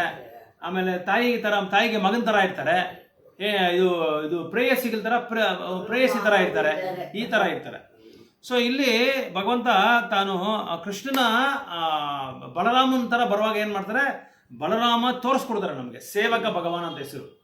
ಬಲರಾಮ ಬಂದು ನಮ್ಗೆ ಸೇವೆ ಹೆಂಗೆ ಮಾಡೋದು ಕೃಷ್ಣನಿಗೆ. ಯಾಕಂದ್ರೆ ಬಲರಾಮದ ಅವ್ರಿಗೆ ಚೇರು, ಕುರ್ಜಿ, ಆಮೇಲೆ ಹಾಸಿಗೆ, ಆಮೇಲೆ ಆದಿಶೇಷ ಶ್ರೀರಂಗದಲ್ಲಿ ಇದೆಯಲ್ಲ, ಅವರೇ ಬೆಡ್, ಅವ್ರಿಗೆ ಅವರೇ ಜಾನಗಿನ ಎಲ್ಲ ಅವರೇ. ಆಮೇಲೆ ಬಳೆ, ಆಮೇಲೆ ಒಡವೆಗಳೆಲ್ಲ ಅವರೇ ಬಲರಾಮೇ. ಅವ್ರು ಬಲರಾಮ ಬಂದು ಆ ರೂಪದಲ್ಲಿ ಬಂದ್ಬಿಡ್ತಾರೆ. ಕೃಷ್ಣ ಆ ತರ ಏನೋ ಹಾಕೋಬೇಕು ಅಂದ್ರೆ ಒಡವೆಗಳೆಲ್ಲ ಅವ್ರು ಒಡವೆ ರೂಪದಲ್ಲಿ ಬಂದ್ಬಿಡ್ತಾರೆ. ಆಮೇಲೆ ಬೆಟ್ಟದ ಮೇಲೆ ಮಲ್ಕೊಂಡಿರೋದು ಬಲರಾಮನೇ. ಈಗ ತಿರುಪತಿ ಬೆಟ್ಟ, ಶ್ರೀರಂಗ, ಈ ಎಲ್ಲ ಮೇಲ್ಕೋಟೆ, ಈ ಬೆಟ್ಟದಲ್ಲೆಲ್ಲ ಬಲರಾಮ ಹಂಗೆ ಅವ್ರನ್ನ ಸ್ಪ್ರೆಡ್ ಮಾಡ್ಕೊತಾರೆ. ಸ್ಪ್ರೆಡ್ ಮಾಡಿ ಭಗವಂತ ಅದ್ರ ಮೇಲೆ ಭಗವಂತನ ಇದ್ರ ಮೇಲೆ ಉಪಾಸನೆ ಮಾಡ್ಕೊತಾರೆ. ಅಂದ್ರೆ ಆ ಇದರಲ್ಲಿ ಆಹ್ವಾನ ಮಾಡ್ಕೊತಾರೆ. ಅಂದ್ರೆ ಈ ಪಾದರಕ್ಷೆಗಳು ಹಾಕೊಬೇಕಂದ್ರೆ ಬಲರಾಮೇ ಆ ರೂಪದಲ್ಲಿ ಬಂದ್ಬಿಡ್ತಾರೆ. ಬಲರಾಮ ಬಟ್ಟೆ ಹಾಕೊಳ್ಬೇಕಂದ್ರೆ ಬಟ್ಟೆನೂ ಬಲರಾಮ ಆ ರೂಪದಲ್ಲಿ ಬಂದ್ಬಿಡ್ತಾರೆ. ಸೊ ಎಲ್ಲದಕ್ಕೂ ಸೇವೆ ಮಾಡೋದು ಬಲರಾಮೇ. ಆನಂದ ಕೊಡೋದು ರಾಧಾರಾಣಿ. ಯಾವಾಗ್ಲೂ ಆನಂದ ಕೊಡ್ತಾರೆ. ಅದಕ್ಕೆ ಅವ್ರಿಗೆ ಆಹ್ಲಾದಿನಿ ಶಕ್ತಿ ಅಂತ ಹೆಸರು. ಆಹ್ಲಾದಿನಿ ಶಕ್ತಿ ಅಂದ್ರೆ ಯಾವಾಗ್ಲೂ ಅವ್ರಿಗೆ ರಾಧಾರಾಣಿ ಬಂದು ಕೃಷ್ಣನಿಗೆ ಇದು ಕೊಡ್ತಾ ಇರ್ತಾರೆ, ಆನಂದವನ್ನು ಕೊಡ್ತಾ ಇರ್ತಾರೆ. ಸೊ ಇವರು ಬಲರಾಮ ಏನ್ ಮಾಡ್ತಾರೆ, ಆಮೇಲೆ ಇವರು ವಿಸ್ತರಣೆ ಮಾಡ್ಕೊತಾರೆ. ಸೊ ಕೃಷ್ಣ ಬಂದು ಇವ್ನ ವಿಸ್ತರಣೆ ಮಾಡಲ್ಲ, ಬಲರಾಮನ್ ವಿಸ್ತರಣೆ ಮಾಡಿ ಬಿಟ್ಬಿಡ್ತಾರೆ. ಅವ್ರು ಆರಾಮಾಗಿ ಗೋಲಕವರಿಂದ ಅಂತಾನೆ ಆಳ್ಕೊಂಡಿರ್ತಾರೆ. ಇವರು ಹುಡುಗರ ಜೊತೆಲಿ, ಗೋಪಿಯರ ಜೊತೆಲಿ, ಗೋಪಾಲ ಜೊತೆಲಿ ಲೀಲೆಗಳು ಮಾಡ್ಕೊಂಡು, ಹಸುಗಳು ಮೇಯಿಸ್ಕೊಂಡು, ತಾಯಿಗೆ ಮಗನ ತರ ನಂದಗೋಪಾಲ್ಗೆ, ನಂದ ಮಹಾರಾಜ್ಗೂ, ಇವ್ರಿಗೆ ಯಾರ ಹೆಸರು ಯಶೋಧ ಮಾತಾಜಿಗೆ ಮಗನ ತರ ತೋರಿಸ್ಕೊಂಡು ಲೀಲೆಗಳು ಮಾಡ್ಕೊಂಡು ಹಸುರುಗಳನ್ನ ವಧ ಮಾಡ್ಕೊಂಡು ಇರ್ತಾರೆ. ಅವ್ರು ಆರಾಮಾಗಿ ಅವ್ರು ಏನ್ ಕೆಲಸನೂ ಮಾಡಲ್ಲ, ಕೆಲಸ ಮಾಡ್ಬೇಕಾಗಿರೋ ಅವಶ್ಯಕತೆ ಇಲ್ಲ. ಅವರ ಶಕ್ತಿಗಳು, ಅವರ ವಿಭೂತಿಗಳು, ಅವರ ಅವತಾರಗಳು ಎಲ್ಲಾ ಕೆಲಸ ಮಾಡ್ತಾ ಇರ್ತಾರೆ. ಈಗ ಪ್ರೈಮ್ ಮಿನಿಸ್ಟರ್ ನರೇಂದ್ರ ಮೋದಿ ಇದ್ದಾರೆ, ಅವ್ರು ಎಲ್ಲ ಕಡೆ ಬಂದು ಮಾಡ್ಬೇಕಂತೇನಿಲ್ಲ. ಅಲ್ಲಲ್ಲಿ ಅವ್ರ MP ಇರ್ತಾರೆ, ಅಲ್ಲಲ್ಲಿ ಅವ್ರ ಕೆಲಸದವ್ರು ಇದ್ದಾರೆ, ಅವ್ರ MPಗಳು. ಇವಾಗ ಒಬ್ಬ ಫ್ಯಾಕ್ಟ್ರಿ 10 ಫ್ಯಾಕ್ಟ್ರಿ ಇಟ್ಟಿದ್ದೇನೆಂದ್ರೆ ಓನರ್ ಎಲ್ಲಾ ಫ್ಯಾಕ್ಟ್ರಿಗಳಿಗೆ ಹೋಗಿ ನೋಡಲ್ಲ, ಅಲ್ಲಲ್ಲಿ ಒಬ್ಬರನ್ನ ಮ್ಯಾನೇಜರ್ನ ಹಾಕ್ಬಿಡ್ತಾರೆ. ಆ ಫ್ಯಾಕ್ಟ್ರಿ ಮ್ಯಾನೇಜರ್ ಇವ್ರಿಗೆ ರಿಪೋರ್ಟ್ ಮಾಡ್ತಾ ಇದ್ದಾರೆ. ಅದೇ ತರನೇ ಇದೆ. ಸೊ ಅವರ ಅವತಾರಗಳು. ಸೊ ಅದರಿಂದ ಭಗವಂತ ಬಂದು ಸ್ವಯಂ ಅಂತ ಹೇಳ್ತಾ ಇದ್ದಾರೆ, ನಾನು ಸ್ವಯಂವಾಗಿ ನಾನಿದ್ದೀನಿ, ನನಗೆ ಸೃಷ್ಟಿ ಮಾಡೋರು ಯಾರು ಇಲ್ಲ. ಸೊ ಇಂಥ ಭಗವಂತನ ನಾವು ಪಡಿಬೇಕಾದ್ರೆ ತುಂಬಾ ಕಷ್ಟ. ಯಾಕಂದ್ರೆ ಎಷ್ಟೋ ಜನ್ಮಗಳ ನಾವು ಮೃತ್ಯು ಮರಣ, ಜನ್ಮ ಮೃತ್ಯು ಪಡ್ಕೊಂಡು ಕೊನೆಗೆ ನಾವು ಭಗವಂತನ ಶರಣಾಗತಿ ಆದ್ಮೇಲೆ ನಮ್ಗೆ ಜ್ಞಾನ ಬರುತ್ತೆ. ಭಗವಂತ ಜ್ಞಾನವಾನ್ ಮಾಂ ಪ್ರಪದ್ಯಂತೆ ಬಹುನಾಂ ಜನ್ಮನಾಮಂತೆ ಜ್ಞಾನವಾನ್ ಮಾಂ ಪ್ರಪದ್ಯಂತೆ ವಾಸುದೇವ ಸರ್ವಮಿತಿ. ಅಂದ್ರೆ ವಾಸುದೇವನೇ ಎಲ್ಲದಕ್ಕೂ ಕಾರಣ ಅಂತೇಳಿ ನಾವು ಆಮೇಲೆ ತಿಳ್ಕೊತೀವಿ. ಯಾವಾಗ ಜ್ಞಾನ ಪಡೆದ ಮೇಲೆ, ಶರಣಾಗತಿ ಆದ್ಮೇಲೆ, ವೈರಾಗ್ಯ ಆದ್ಮೇಲೆ ಭಗವಂತ ನೀ ವಾಸುದೇವನೇ ಎಲ್ಲದಕ್ಕೂ ಕಾರಣ ಅಂತೇಳಿ ಅಂತ ನಾವು ಪಡ್ಕೊಂತೀವಿ. ಅಂತ ಒಂದು ಆತ್ಮಗಳು ಬಂದು ತುಂಬಾ ರೇರು, ಅಂತವ್ರು ಸಿಕ್ಕಲ್ಲ ಅಂತ ಹೇಳ್ತಾ ಇದ್ದಾರೆ. ಸೊ ಬ್ರಹ್ಮ ಬಂದು ಓನ್ಲಿ ಇದು ಬ್ರಹ್ಮಜ್ಯೋತಿ ಬಂದು ನಾನು ಹೇಳ್ದಂಗೆ ಸ್ವಲ್ಪ ಮಟ್ಟಿಗೆ ಮಾತ್ರ ಆತ್ಮ ಸಾಕ್ಷಾತ್ಕಾರ, ಅಷ್ಟೇ ಸ್ವಲ್ಪ ಮಟ್ಟಿಗೆ ಮಾತ್ರ. ಆದರೆ ಪರಮಾತ್ಮ ಬಂದು ಅವ್ರಿಗೆ ಎಲ್ಲ ಜ್ಞಾನ ಇರುತ್ತೆ, ಅವ್ರಿಗೆ ಪ್ರತಿಯೊಂದು ಜ್ಞಾನ ಇರ್ತಾರೆ. ಆಮೇಲೆ ಎಲ್ಲ ಹೃದಯದಲ್ಲಿ ಅವ್ರು ಇದ್ದಾರೆ. ಪರಮಾತ್ಮ ಎಲ್ಲ ಹೃದಯದಲ್ಲಿ ಪರಮಾತ್ಮ ಇರ್ತಾರೆ. ಅವ್ರ ಮೇಲೆ ಧ್ಯಾನ ಮಾಡೋರೇ ಈ 2ನೇ ಕ್ಲಾಸ್ ಅವರು, 2ನೇ ತರಗತಿ ಅವರು. ಸೊ ಯಾಕಂದ್ರೆ ಇದು ಸಂಪೂರ್ಣವಾದ ಭಗವಂತನ ಆತ್ಮ ಸಾಕ್ಷಾತ್ಕಾರ ಮಾಡ್ಕೋಬೇಕಾದ್ರೆ ಭಗವಂತನ ಯಾವಾಗಲೂ ಆನಂದವಾಗಿ ಇಟ್ಕೋಬೇಕು. ಆನಂದವಾಗಿರ್ಬೇಕಂದ್ರೆ ಅವ್ರಿಗೆ ಒಂದು ಶ್ಲೋಕದಲ್ಲಿ ಹೇಳ್ತಾರೆ, ಆನಂದಮಯೋ ಭಾಷ್ಯಾತ್. ಸೊ ಭಗವಂತನ ಒಂದು ಪ್ರವೃತ್ತಿ, ಅವರ ಒಂದು ನೇಚರ್, ಒಂದು ಪ್ರಕೃತಿ ಏನಂದ್ರೆ ಯಾವಾಗಲೂ ಅವ್ರನ್ನ ಆನಂದವಾಗಿರ್ಬೇಕು. ಅವರು ಆ ಥರ ಒಂದು ಪ್ರವೃತ್ತಿ ಅವ್ರದ್ದು. ನೀವು ನೋಡಬೇಕು, ನಮ್ಮ ಇಸ್ಕಾನ್ ಟೆಂಪಲ್ ಅಲ್ಲ, ಎಲ್ಲ ದೇವಸ್ಥಾನದಲ್ಲಿ ಕೃಷ್ಣ ಯಾವಾಗಲೂ ಕೋಪವಾಗಿರಲ್ಲ. ಎಲ್ಲಾದ್ರೂ ನೀವು ನೋಡಿ, ಬೆಂಗಳೂರಲ್ಲಿ ನೋಡಿ, ಬಾಂಬೆಲಿ ನೋಡಿ, ಹೊಸೂರಲ್ಲಿ ನೋಡಿ, ಎಲ್ಲ ಕಡೆ ನೋಡಿ, ಸಂತೋಷವಾಗಿ ಅವ್ರು ಇರ್ತಾರೆ. ಯಾಕಂದ್ರೆ ಅವ್ರಿಗೆ ಏನ್ ಕೆಲಸನೇ ಇಲ್ಲ. ಬೇರೆಯವ್ರಿಗೆಲ್ಲ ಆಯುಧ ಇಟ್ಕೊಂಡಿರ್ತಾರೆ, ಶಂಕು ಚಕ್ರ ಗದಾ ಪದ್ಮ, ಇಲ್ಲ ಕೋದಂಡ ರಾಮ ಬಂದು ಬಾಣ ಇಟ್ಕೊಂಡಿರ್ತಾರೆ. ಎಲ್ಲಾ ದೇವತೆಗಳು ವಿಷ್ಣು ಅವತಾರಗಳೆಲ್ಲ ನೋಡಿದ್ರೆ ಏನೋ ಒಂದು ಗದಾ ಇಟ್ಕೊಂಡಿರ್ತಾರೆ, ಇಲ್ಲ ಶಂಕು ಇಟ್ಕೊಂಡಿರ್ತಾರೆ, ಸುದರ್ಶನ ಚಕ್ರ ಇಟ್ಕೊಂಡಿರ್ತಾರೆ. ಆದ್ರೆ ಕೃಷ್ಣ ಮಾತ್ರ ಯಾವಾಗ್ಲೂ ತ್ರಿಭಂಗಿ ರೂಪದಲ್ಲಿ ಒಂದೇ ಒಂದು ಫ್ರೂಟ್ ಮಾತ್ರ ಇಟ್ಕೊಂಡಿರ್ತಾರೆ ಅಷ್ಟೇ. ಬೇರೆ ಅವೇನು ಮಾತ್ರ ಇಟ್ಕೊಂಡಿರ್ತಾರೆ ಅಷ್ಟೇ. ಆ ವೇಣು ಇಟ್ಕೊಂಡು ಅವ್ರು ಸಂತೋಷವಾಗಿ ನೋಡ್ಬೋದು ನೀವು. ಸೊ ಕೃಷ್ಣನ ನಾವು ಕೃಷ್ಣನ ಸ್ಪಂದನೆ ನಮಗೆ ಬೇಕು ಅಂದರೆ ಭಕ್ತಿ ಸೇವೆ ಮಾತ್ರನೇ ನಮಗೆ ಭಕ್ತಿ ಸೇವೆಯಿಂದ ಮಾತ್ರನೇ ಅವರ ಸ್ಪಂದನೆ ಕೊಡ್ತಾರೆ. ಅದಕ್ಕೆ 7ನೇ ಅಧ್ಯಾಯದಲ್ಲಿ 3ನೇ ಶ್ಲೋಕದಲ್ಲಿ ಕೂಡ ಹೇಳ್ತಾರೆ, ಮನುಷ್ಯಾನಾಂ ಸಹಸ್ರೇಸು ಕಶ್ಚಿತ್ ಜಗತಿ ಸಿದ್ಧಯೇ ಅಂತ ಒಂದು ಶ್ಲೋಕ ಇದೆ. ಅಂದರೆ ಏನಂದರೆ ಸಹಸ್ರ ಎಷ್ಟೋ ಸಾವಿರಾರು ಜನದಲ್ಲಿ ಯಾರೋ ಒಬ್ಬರು ಮಾತ್ರ ಈ ಭಕ್ತಿ ಸೇವೆಯನ್ನು ಪಡಿತಾರೆ, ಭಕ್ತಿ ಸೇವೆ ಮಾಡೋದಕ್ಕೆ ಪ್ರಯತ್ನ ಪಡ್ತಾರೆ. ಅದರಲ್ಲಿ ಈ ಒಂದು ಭಕ್ತಿ ಸೇವೆ ಮಾಡೋ ಒಂದು ಸಾವಿರಾರು ಜನಗಳಲ್ಲಿ ಯಾರೋ ಒಬ್ಬರು ಮಾತ್ರ ಕೃಷ್ಣನ ಭಕ್ತಿ ಸೇವೆ ಮಾಡಿ ಅರ್ಥ ಮಾಡ್ಕೊಳ್ಳೋರು ಒಬ್ಬರೇ ಒಬ್ಬರು ಅಂತ ಹೇಳ್ತಾ ಇದ್ದಾರೆ. ಒಬ್ಬರು ಮಾತ್ರ ಅರ್ಥ ಮಾಡ್ಕೊತಾರೆ ಅಂತ 7ನೇ ಅಧ್ಯಾಯದಲ್ಲಿ 3ನೇ ಶ್ಲೋಕದಲ್ಲಿ ಹೇಳ್ತಾ ಇದ್ದಾರೆ. ಸೊ ಈ ಶ್ಲೋಕ ಏನಕ್ಕೆ ಹೇಳ್ತಾ ಇದ್ದಾರೆ ಅಂದರೆ, ಈ ಭಕ್ತಿ ಸೇವೆ ಪಡೆಯೋದಕ್ಕೆ ಇಷ್ಟು ಕಷ್ಟ ಇದೆ, ಸರಳವಾಗಿ ನಾವು ಕೃಷ್ಣನ ಪಡೆಯೋಕ್ಕಾಗಲ್ಲ. ಸೊ ಅದಕ್ಕೆ ಚೈತನ್ಯ ಮಹಾಪ್ರಭು ಏನು ಹೇಳಿದ್ರು, ಸರಳವಾಗಿ ನಮಗೆ ಇದು ಕೊಟ್ಬಿಟ್ರು, ದಾರಿ ಕೊಟ್ಬಿಟ್ರು. ಜಸ್ಟ್ ಭಗವಂತನ ನಾಮ ಹೇಳಿದ್ರೆ ಸಾಕು. ಯಾಕಂದ್ರೆ ಭಗವಂತನ ನಾಮ ಹೇಳೋದ್ರಿಂದ ಇದೆಲ್ಲ ನಮ್ಗೆ ಅರ್ಥ ಆಗ್ಬಿಡುತ್ತೆ, ಈ ತತ್ವ ಎಲ್ಲ ಅರ್ಥ ಆಗ್ಬಿಡುತ್ತೆ. ಈ ತತ್ವಕ್ಕೆಲ್ಲ ನಾವು ತಲೆ ಕೆಡಿಸ್ಕೊಳ್ಳೋ ಅವಶ್ಯಕತೆನೇ ಇಲ್ಲ. ಈ ಒಂದು ಹರಿನಾಮ ಹೇಳೋದ್ರಿಂದ ಏನಾಗುತ್ತೆ, ಭಗವಂತ ನಮ್ಮನ್ನ ಶುದ್ಧಿ ಮಾಡ್ತಾರೆ. ನಮ್ಮ ಹೃದಯನ ಶುದ್ಧಿ ಮಾಡೋದ್ರಿಂದ ಈ ಬ್ರಹ್ಮಜ್ಯೋತಿ ಅಂದರೆ ಯಾರು, ಪರಮಾತ್ಮ ಅಂದರೆ ಯಾರು, ಭಗವಂತ ಅಂದರೆ ಯಾರು, ಇವರೆಲ್ಲ ಒಂದು ಉಲ್ಲೇಖನ ನಮಗೆ ಕೊಟ್ಬಿಟ್ಟು ನಮ್ಗೆ ಅರ್ಥ ಮಾಡಿಸ್ಬಿಡ್ತಾರೆ ಅವರು, ಯಾರು, ಭಗವಂತ. ಸೊ ಅದಕ್ಕೆ ನಾವು ಧ್ಯಾನಿಗಳ ಥರ ನಾವು ಧ್ಯಾನ ಮಾಡೋ ಅವಶ್ಯಕತೆ ಇಲ್ಲ. ಉತ್ತಮವಾದ ಯೋಗಿ ಯಾರು ಅಂದರೆ ಈ ಭಕ್ತಿ ಸೇವೆ ಮಾಡೋವನೇ ಉತ್ತಮವಾದ ಯೋಗಿ. ಸೊ ಅದಕ್ಕೂ ಒಂದು ಶ್ಲೋಕ ಹೇಳ್ತಾರೆ ಪ್ರಭುಪಾದರು, ಒಂದೊಂದಕ್ಕೂ ಒಂದೊಂದು ಶ್ಲೋಕ ಹೇಳ್ತಾರೆ.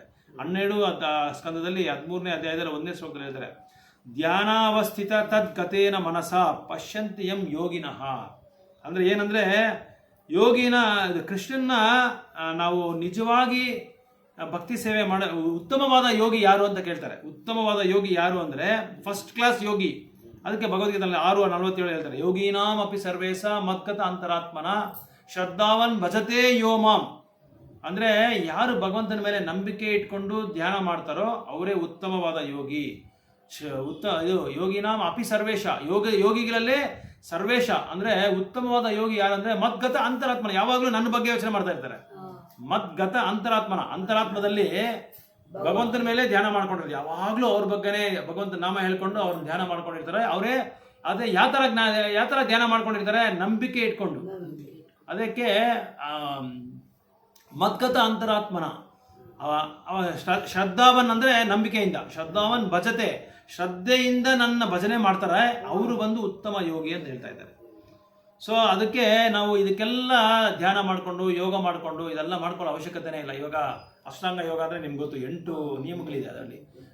ಇದು ಯಮ, ನಿಯಮ, ಹಾಸನ, ಪ್ರತ್ಯಾಹಾರ, ಇದು ಆಮೇಲೆ ಏನು ಧಾರಣ, ಆಮೇಲೆ ಇದು ಲಾಸ್ಟಲ್ಲಿ ಸಮಾಧಿ ಅಂತ ಬರುತ್ತೆ. ಸಮಾಧಿ ಸ್ಟೇಜ್ವರೆಗೂ ಹೋಗ್ಬೇಕು. ಸೊ ಅದೆಲ್ಲ ನಾವು ಮಾಡ್ಕೊಂಡಿರ್ಬೇಕಾದ್ರೆ ತುಂಬ ವರ್ಷಗಳಾಗುತ್ತೆ. ತುಂಬ ವರ್ಷಗಳಾಗಿ ನಾವು ನಮ್ಮ ಧ್ಯಾನ ಕೂಡ ಭಂಗ ಆಗೋಗೋಕ್ಕೆ ಚಾನ್ಸಸ್ ಇದೆ. ಯಾರಾದರೂ ಒಬ್ಬರು ಡಿಸ್ಟರ್ಬ್ ಮಾಡ್ತಾ ಇರ್ತಾರೆ, ಯಾರಾದರೂ ಬರ್ತಾ ಇರ್ತಾರೆ, ಎಲ್ಲೋದ್ರೂ ಯಾರೋ ಒಬ್ರು ಏನೋ ಒಂದು ಡಿಸ್ಟರ್ಬ್ ಮಾಡ್ತಾ ಇರ್ತಾರೆ. ನಮ್ಮ ಮನಸ್ಸೇ ನಮ್ಮನ್ನು ಡಿಸ್ಟರ್ಬ್ ಮಾಡ್ತಾ ಇರ್ತಾರೆ.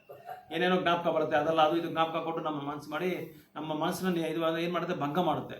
ಸೊ ಅದಕ್ಕೆ ಭಗವಂತನ ನಾಮ ಒಂದು ಮಹಾಪ್ರಭು ಅದೇ ಹೇಳ್ತಾರೆ, ನೀನು ಭಗವಂತನ ನಾಮ ನೀನು ಒಂದು ಉಚ್ಚಾರಣೆ ಮಾಡಿದ್ರೆ ಅದು ಯಾವ ಥರ ಉಚ್ಚಾರಣೆ ಮಾಡಬೇಕು, ಅಪರಾಧ ಇಲ್ದಿರ ಮಾಡಬೇಕು.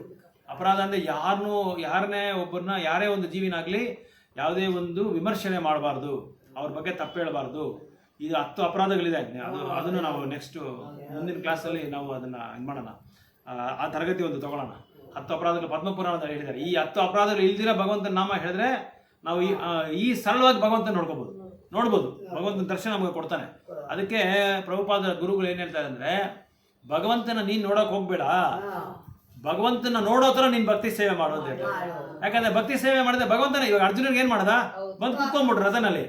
ಯಾಕಂದ್ರೆ ಶುದ್ಧವಾದ ಭಕ್ತರು, ಅದಕ್ಕೆ ಅವರೇ ಬಂದ್ಬಿಟ್ರು. ವಿದುರರ ಮನೆಗೆ ಭಗವಂತನೇ ಬಂದು ಬಾಳೆಹಣ್ಣು ಸಿಪ್ಪೆ ತಗೊಂಡ್ಬಿಟ್ರು. ಅವರ ವಿದುರ ಮಹಾರಾಣಿ ಅವ್ರ ಹೆಂಡತಿ ಕೊಟ್ಟಿದ್ದು ಸಿಪ್ಪೆ ತಗೊಂಡು ತಿಂದ್ಬಿಟ್ರು. ದುರ್ಯೋಧನ ಎಷ್ಟೊಂದು ಫಲಹಾರಗಳು ಮಾಡ್ಕೊಂಡು ರೆಡಿಯಾಗಿದ್ದ ಕೃಷ್ಣನಿಗೆ ಬಾ ಅಂತೇಳಿ, ತಿನ್ಲಿಲ್ಲ. ಯಾಕಂದ್ರೆ ಅಲ್ಲಿ ಶುದ್ಧ ಭಕ್ತಿ ಇದೆ, ವಿದುರನ ಹತ್ರ ಶುದ್ಧ ಭಕ್ತಿ ಇದೆ. ಶೂದ್ರರ ಮಗನಾದ್ರೆ ಕೂಡ ಅವ್ರ ಹತ್ರ ಶುದ್ಧ ಭಕ್ತಿ ಇದೆ. ಅದಕ್ಕೆ ಅಲ್ಲೋಗಿ ಏನ್ ಮಾಡಿದ್ರು, ಹಣ್ಣು ಕೊಡೋದಕ್ಕೆ ಕೃಷ್ಣನ್ ನೋಡ್ಕೊಂಡು ಮೈ ಮರೆತುಬಿಟ್ರು ಅವರು. ಆತ್ಮ ತಾನೇ ಮರೆತುಬಿಟ್ಟು ಸಿಪ್ಪೆ ಕೊಟ್ಬಿಟ್ರು, ಸಿಪ್ಪೆನೇ ತಗೊಂಡು ತಿನ್ಬಿಟ್ರು. ಯಾಕಂದ್ರೆ ಎಲ್ಲಿ ಶುದ್ಧವಾದ ಭಕ್ತಿ ಸೇವೆ ಇದೆ ಅಲ್ಲಿ ಭಗವಂತ ತಾನೇ ಬರ್ತಾನೆ. ಅಂದ್ರೆ ಏನರ್ಥ ಅಂದ್ರೆ, ನಾವು ಶುದ್ಧ ಭಕ್ತಿ ಸೇವೆ ನಾವು ಮಾಡಿದ್ರೆ ಭಗವಂತ ಅವರೇ ಬಂದು ನಮ್ಮನ್ನು ನೋಡ್ತಾರಂತೆ, ನಾವು ನೋಡೋ ಅವಶ್ಯಕತೆ ಇಲ್ಲ ಅಂತ ಹೇಳ್ತಾ ಇದ್ದಾರೆ. ಸೊ ಅದಕ್ಕೆ ಚೈತನ್ಯ, ಇದು 17ನೇ ಚೈತನ್ಯ ಚೈತನ್ಯದಲ್ಲಿ, ಯಾಕಂದ್ರೆ ನಾಮದಲ್ಲಿ ನಾವು ಭಗವಂತನ ನೋಡ್ಬೋದು.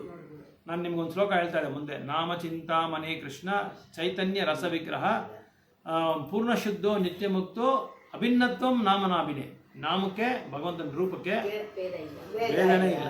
ನಾಮ ಹೇಳ್ತಾ ಇದ್ರೆ ಭಗವಂತ ಬರ್ತಾನೆ, ಅಲ್ಲಿ ಭಗವಂತ ರೂಪನ ನಾವು ನೋಡ್ಬೋದು ಅಂತ ಹೇಳ್ತಾ ಇದ್ದಾರೆ. ಸೊ ಈ ಥರ ಎಷ್ಟೋ ಜನ್ಮಗಳು ನಾವು ಪಡ್ಕೊಂಡ್ಮೇಲೆ ಈ ಆಚಾರ್ಯಗಳು ಏನು ಹೇಳ್ತಾರೆ, ಆಚಾರ್ಯಾಸ್ ಏನು ಹೇಳ್ತಾರೋ ಅದನ್ನು ನಾವು ಫಾಲೋ ಮಾಡಬೇಕಾದ್ರೆ ಪ್ರಭುಪಾದ್ ಬಂದು ಆಚಾರ್ಯ ಅವರು, ಯಾಕಂದರೆ ಒಂದು ಸಂಸ್ಥೆನ ಕಂಡಿಡಿದವರು. ಸೊ ಯಾರು ಒಬ್ಬರು ಆಚಾರ್ಯ ಅಂತ ಯಾರಿಗೆ ಹೇಳ್ತಾರೆ ಅಂದರೆ, ಆಚಾರ್ಯ ಬಂದು ಅವರೇ ಬಂದು ರೂಲ್ಸ್ನ ಕ್ರಿಯೇಟ್ ಮಾಡ್ಬೋದು. ಈಗ 64 ರೌಂಡ್ ಚಾಂಟ್ ಮಾಡೋದನ್ನ ಭಗವಂತ ಕೃಷ್ಣ ಪ್ರಭುಪಾದ ಏನು ಮಾಡಿದ್ರು, ಕಡಿಮೆ ಮಾಡ್ಬಿಟ್ರು. ಯಾಕಂದರೆ ಅವ್ರಿಗೆ ಅಷ್ಟೊಂದು ಶುದ್ಧ ಭಕ್ತಿ ಇದೆ, ಅದಕ್ಕೆ ಅವ್ರು ಏನಾದರೂ ಕಡಿಮೆನೂ ಮಾಡ್ಬೋದು, ಜಾಸ್ತಿನೂ ಮಾಡ್ಬೋದು. ಆದರೆ ಅದು ಶಾಸ್ತ್ರ ನೋಡಿ ಅವ್ರು ಮಾಡ್ತಾರೆ. ಚೈತನ್ಯ ಮಹಾಪ್ರಭುನು ಒಂದು ಆಚಾರ್ಯನೇ, ಭಗವಂತ ಆದರೆ ಕೂಡ ಒಂದು ಆಚಾರ್ಯರಾಗಿ ಬಂದರು. ಅವರು ಆಚಾರ್ಯರಾಗಿ ಬಂದು ನೀವೇ ಭಗವಂತನ ನಾಮನ ಹೇಳಿ ಅಂತ ಹರೇ ಕೃಷ್ಣ ಮಂತ್ರ ನಮ್ಮೆಲ್ಲರಿಗೂ ಕೊಟ್ಟರು, ಎಲ್ಲರಿಗೂ ಹಂಚ್ಕೊಟ್ರು. ಅದಕ್ಕೆ ಅವರು ಆಚಾರ್ಯನೇ. ಭಗವಂತನ ಆದರೆ ಕೂಡ ಆಚಾರ್ಯನಾಗಿ ಬಂದು ತೋರಿಸ್ಕೊಟ್ರು, ನಮಗೆ ನಿದರ್ಶನವಾಗಿ ನಮಗೆ ತೋರಿಸ್ಕೊಟ್ರು. ಸೊ ಆ ಥರ ಚೈತನ್ಯ ಆ ಥರ ಆಚಾರ್ಯಾಸ್ ಏನು ಹೇಳ್ತಾರೆ ಅಂದರೆ, ಯಾವೊಂದು ಆಚಾರ್ಯನು ತನ್ನ ಸ್ವಂತ ಮನಸ್ಸಿಗೆ ತೋಚೋ ಥರ ಹೇಳೋದಿಲ್ಲ. ಅಂದರೆ ಏನರ್ಥ ಅಂದರೆ ಕಲ್ಪನೆ ಮಾಡಿ ಏನು ಹೇಳಲ್ಲ, ಮನಸ್ಸಿಗೆ ಬರೋ ಥರ ಹೇಳೋದು ಅವ್ರಿಗೆ. ಆಮೇಲೆ ಕಲ್ಮಶದಿಂದ ನನ್ನ ಒಪಿನಿಯನ್ ಇದು, ನನ್ನ ಸ್ವಭಾವ ಇದು, ನನ್ನ ಉಪದೇಶ ಇದು ಅಂತ ಯಾವತ್ತೂ ಹೇಳಲ್ಲ. ಇದು ಶಾಸ್ತ್ರದಲ್ಲಿ ಏನು ಹೇಳ್ತಾ ಇದ್ದಾರೆ ಅದು ನಾನು ಹೇಳ್ತಾ ಇದ್ದೀನಿ ಅಂತ ಹೇಳ್ತಾರೆ ಹೊತ್ತು ಅವರ ಸ್ವಂತ ಸ್ವಾಭಾವಿಕ ವೈಯಕ್ತಿಕವಾಗಿ ಯಾವುದೇ ಒಂದು ಸ್ವಂತ ವಾಕ್ಯಗಳು ಅವ್ರು ಕೊಡೋದಿಲ್ಲ. ಸೊ ಅದನ್ನೇ ಆಚಾರ್ಯಸ್ ಅಂತ ಹೇಳ್ತಾರೆ. ಸೊ ಅದಕ್ಕೆ ಈ ಭಗವದ್ಗೀತಾಗೆ ಹೆಸರು ಏನು ಹೇಳಿದ್ದಾರೆ, ಯಥಾರೂಪ ಅಂತ ಹೇಳಿದ್ದಾರೆ. ಯಥಾರೂಪ ಅಂದರೆ ಆ್ಯಸ್ ಇಟ್ ಈಸ್ ಆಗಿರುತ್ತೆ. ಸೊ ಅಂದರೆ ಭಗವಂತ ಗುರು ಏನು ಹೇಳಿದಾರೋ ಪ್ರಾಮಾಣಿಕದಲ್ಲಿ, ಗುರು ಪರಂಪರದಲ್ಲಿ ಯಾರು ಏನು ಹೇಳಿದಾರೋ ಅದನ್ನ ಯಥಾರೂಪವಾಗಿ ಹೇಳ್ತಾ ಇದ್ದಾರೆ ಅಂತ ಹೇಳ್ತಾ ಇದ್ದಾರೆ.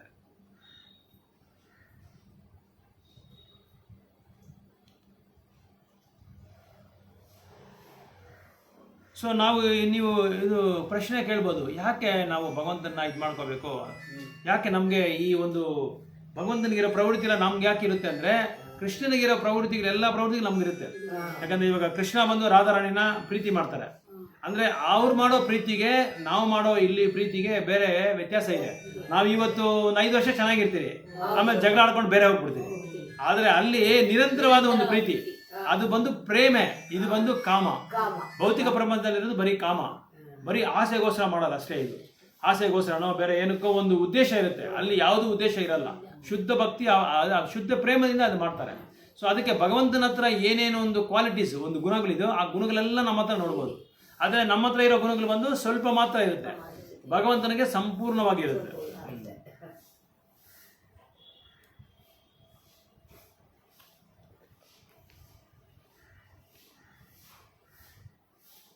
ಸೊ ಅದಕ್ಕೆ ಅಥಾರಿಟೀಸ್ ಅಂದರೆ ಅಧಿಕಾರಪೂರ್ವವಾಗಿರೋ ಗುರುಗಳು, ಪ್ರಾಮಾಣಿಕ ಗುರುಗಳು ಏನು ಹೇಳ್ತಾರೋ ಅದನ್ನು ನಾವು ಕಲ್ಪನೆ ಮಾಡ್ದಿರಾ, ಅದನ್ನು ಯಾವುದೇ ಒಂದು ಕಲ್ಮಶ ಇಲ್ದಿರಾ ನಾವು ಆಚರಣೆ ಮಾಡಬೇಕು. ಸೊ ಅಂಥ ಗುರುಗಳ ಹತ್ರ ನಾವು ಈ ಒಂದು ತತ್ವವನ್ನು ಕೇಳಬೇಕು ಅಂತ ಹೇಳ್ತಾ ಇದ್ದಾರೆ. ಯಾಕಂದರೆ ತತ್ವ ಬಂದು ತುಂಬ ಇಂಪಾರ್ಟೆಂಟು. ಕೃಷ್ಣನ ಅರ್ಥ ಮಾಡ್ಕೋಬೇಕಾದ್ರೆ ತತ್ವ ಬೇಕು. ತತ್ವ ಬೇಕು ಅಂದರೆ ನಾವು ಭಕ್ತರಾಗಬೇಕು. ಭಕ್ತಿ 18ನೇ ಅಧ್ಯಾಯ 55ನೇ ಶ್ಲೋಕ ನೀವು ಹೋದರೆ ಕೃಷ್ಣ ಹೇಳ್ತಾರೆ, ನನ್ನ ಅರ್ಥ ಮಾಡ್ಕೋಬೇಕಾದ್ರೆ ನನ್ನ ಭಕ್ತನ ಕೈಯಲ್ಲಿ ಮಾತ್ರ ಅರ್ಥ ಮಾಡೋಕ್ಕಾಗುತ್ತೆ, ಬೇರೆ ಯಾರ ಕೈಯಲ್ಲಿ ಅರ್ಥ ಮಾಡ್ಕೊಳಕ್ಕಾಗಲ್ಲ. ಭಕ್ತಿಯಾ ಮಾಂ ಅಭಿಜಾನಾತಿ ಯಾವಾಂ ಯಶ್ಚಸ್ವ ತತ್ವತಃ.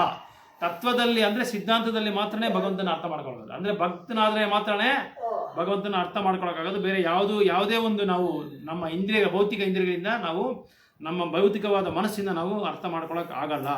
ಸೊ ಅವ್ರನ್ನ ಅರ್ಥ ಮಾಡ್ಕೊಳ್ಬೇಕಾದ್ರೆ ಯಶ್ಯ ಪ್ರಭಾವೋ ಪ್ರಭವತೋ ಜಗದಂಡ ಕೋಟಿ, ಯಶ್ಯ ಪ್ರಸಾದೋ ಭಗವತ್ ಪ್ರಸಾದ. ಅಂದರೆ ಗುರುವನ್ನ ನಾವು ಸಂತೃಪ್ತಿ ಮಾಡದೇ ಇದ್ರೆ ಕೃಷ್ಣನ ನಾವು ಪಡೆಯೋಕ್ಕಾಗಲ್ಲ. ಸೊ ಕೃಷ್ಣ ಹತ್ರ ಹೋಗ್ಬೇಕು ಅಂದರೆ ನಾವು ಗುರುನ ಪಡ್ಕೊಳ್ಳೇಬೇಕು, ಗುರುನ ನಾವು ಅಂಗೀಕಾರ ಮಾಡಬೇಕು. ಅದಕ್ಕೆ ದೀಕ್ಷೆ ತಗೊಳ್ಳೋದು. ದೀಕ್ಷೆ ತಗೊಳ್ಳೋ ಕಾರಣ ಏನಂದರೆ ಗುರು ನಮಗೆ ಅವಾಗೇನು ಮಾಡ್ತಾರೆ, ಕೃಷ್ಣನ ಸ್ಪಂದನೆ ಮಾಡೋ ಥರ ಒಂದು ದಾರಿ ನಮಗೆ ತೋರಿಸ್ತಾರೆ. ಆ ದಾರಿ ದೀಪ ನಮಗೆ ತೋರಿಸ್ತಾರೆ, ಆ ರೀತಿ ನೀತಿ ತೋರಿಸ್ತಾರೆ, ಆ ನಿಯಮಗಳು ನಮಗೆ ಹೇಳ್ಕೊಡ್ತಾರೆ. ಇಷ್ಟು ಅದೇ ಕರೆಕ್ಟ್.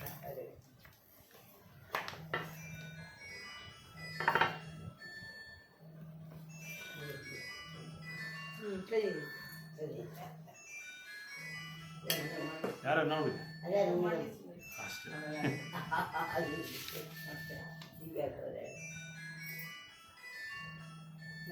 ಭಕ್ತಿ ಸೇವೆ ಮಾಡೋದು ತುಂಬಾ ಕಷ್ಟ. ಈ ಫೋನ್ ಇಟ್ಕೊಂಡು ನೀವು ಎಷ್ಟೋ ಒಳ್ಳೇದು. ಈ ಫೋನಿಂದ ತುಂಬಾ ಕಷ್ಟ. ಅಯ್ಯೋ ಭಾರಿ ಡಿಸ್ಟರ್ಬೆನ್ಸ್ ಇದು. ವಾಟ್ಸಾಪ್, ಯೂಟ್ಯೂಬ್, ಅದು ಇದು ಏನೋ ಒಂದು ನಮ್ಮ ಮನಸ್ಸು ಹೇಳ್ತಾರೆ. ಅದು ತುಂಬಾ ಕಷ್ಟ. ಅದು ಕಲ್ತ್ಕೊಂಡೇ ಇರೋದು ತುಂಬಾ ಒಳ್ಳೇದು.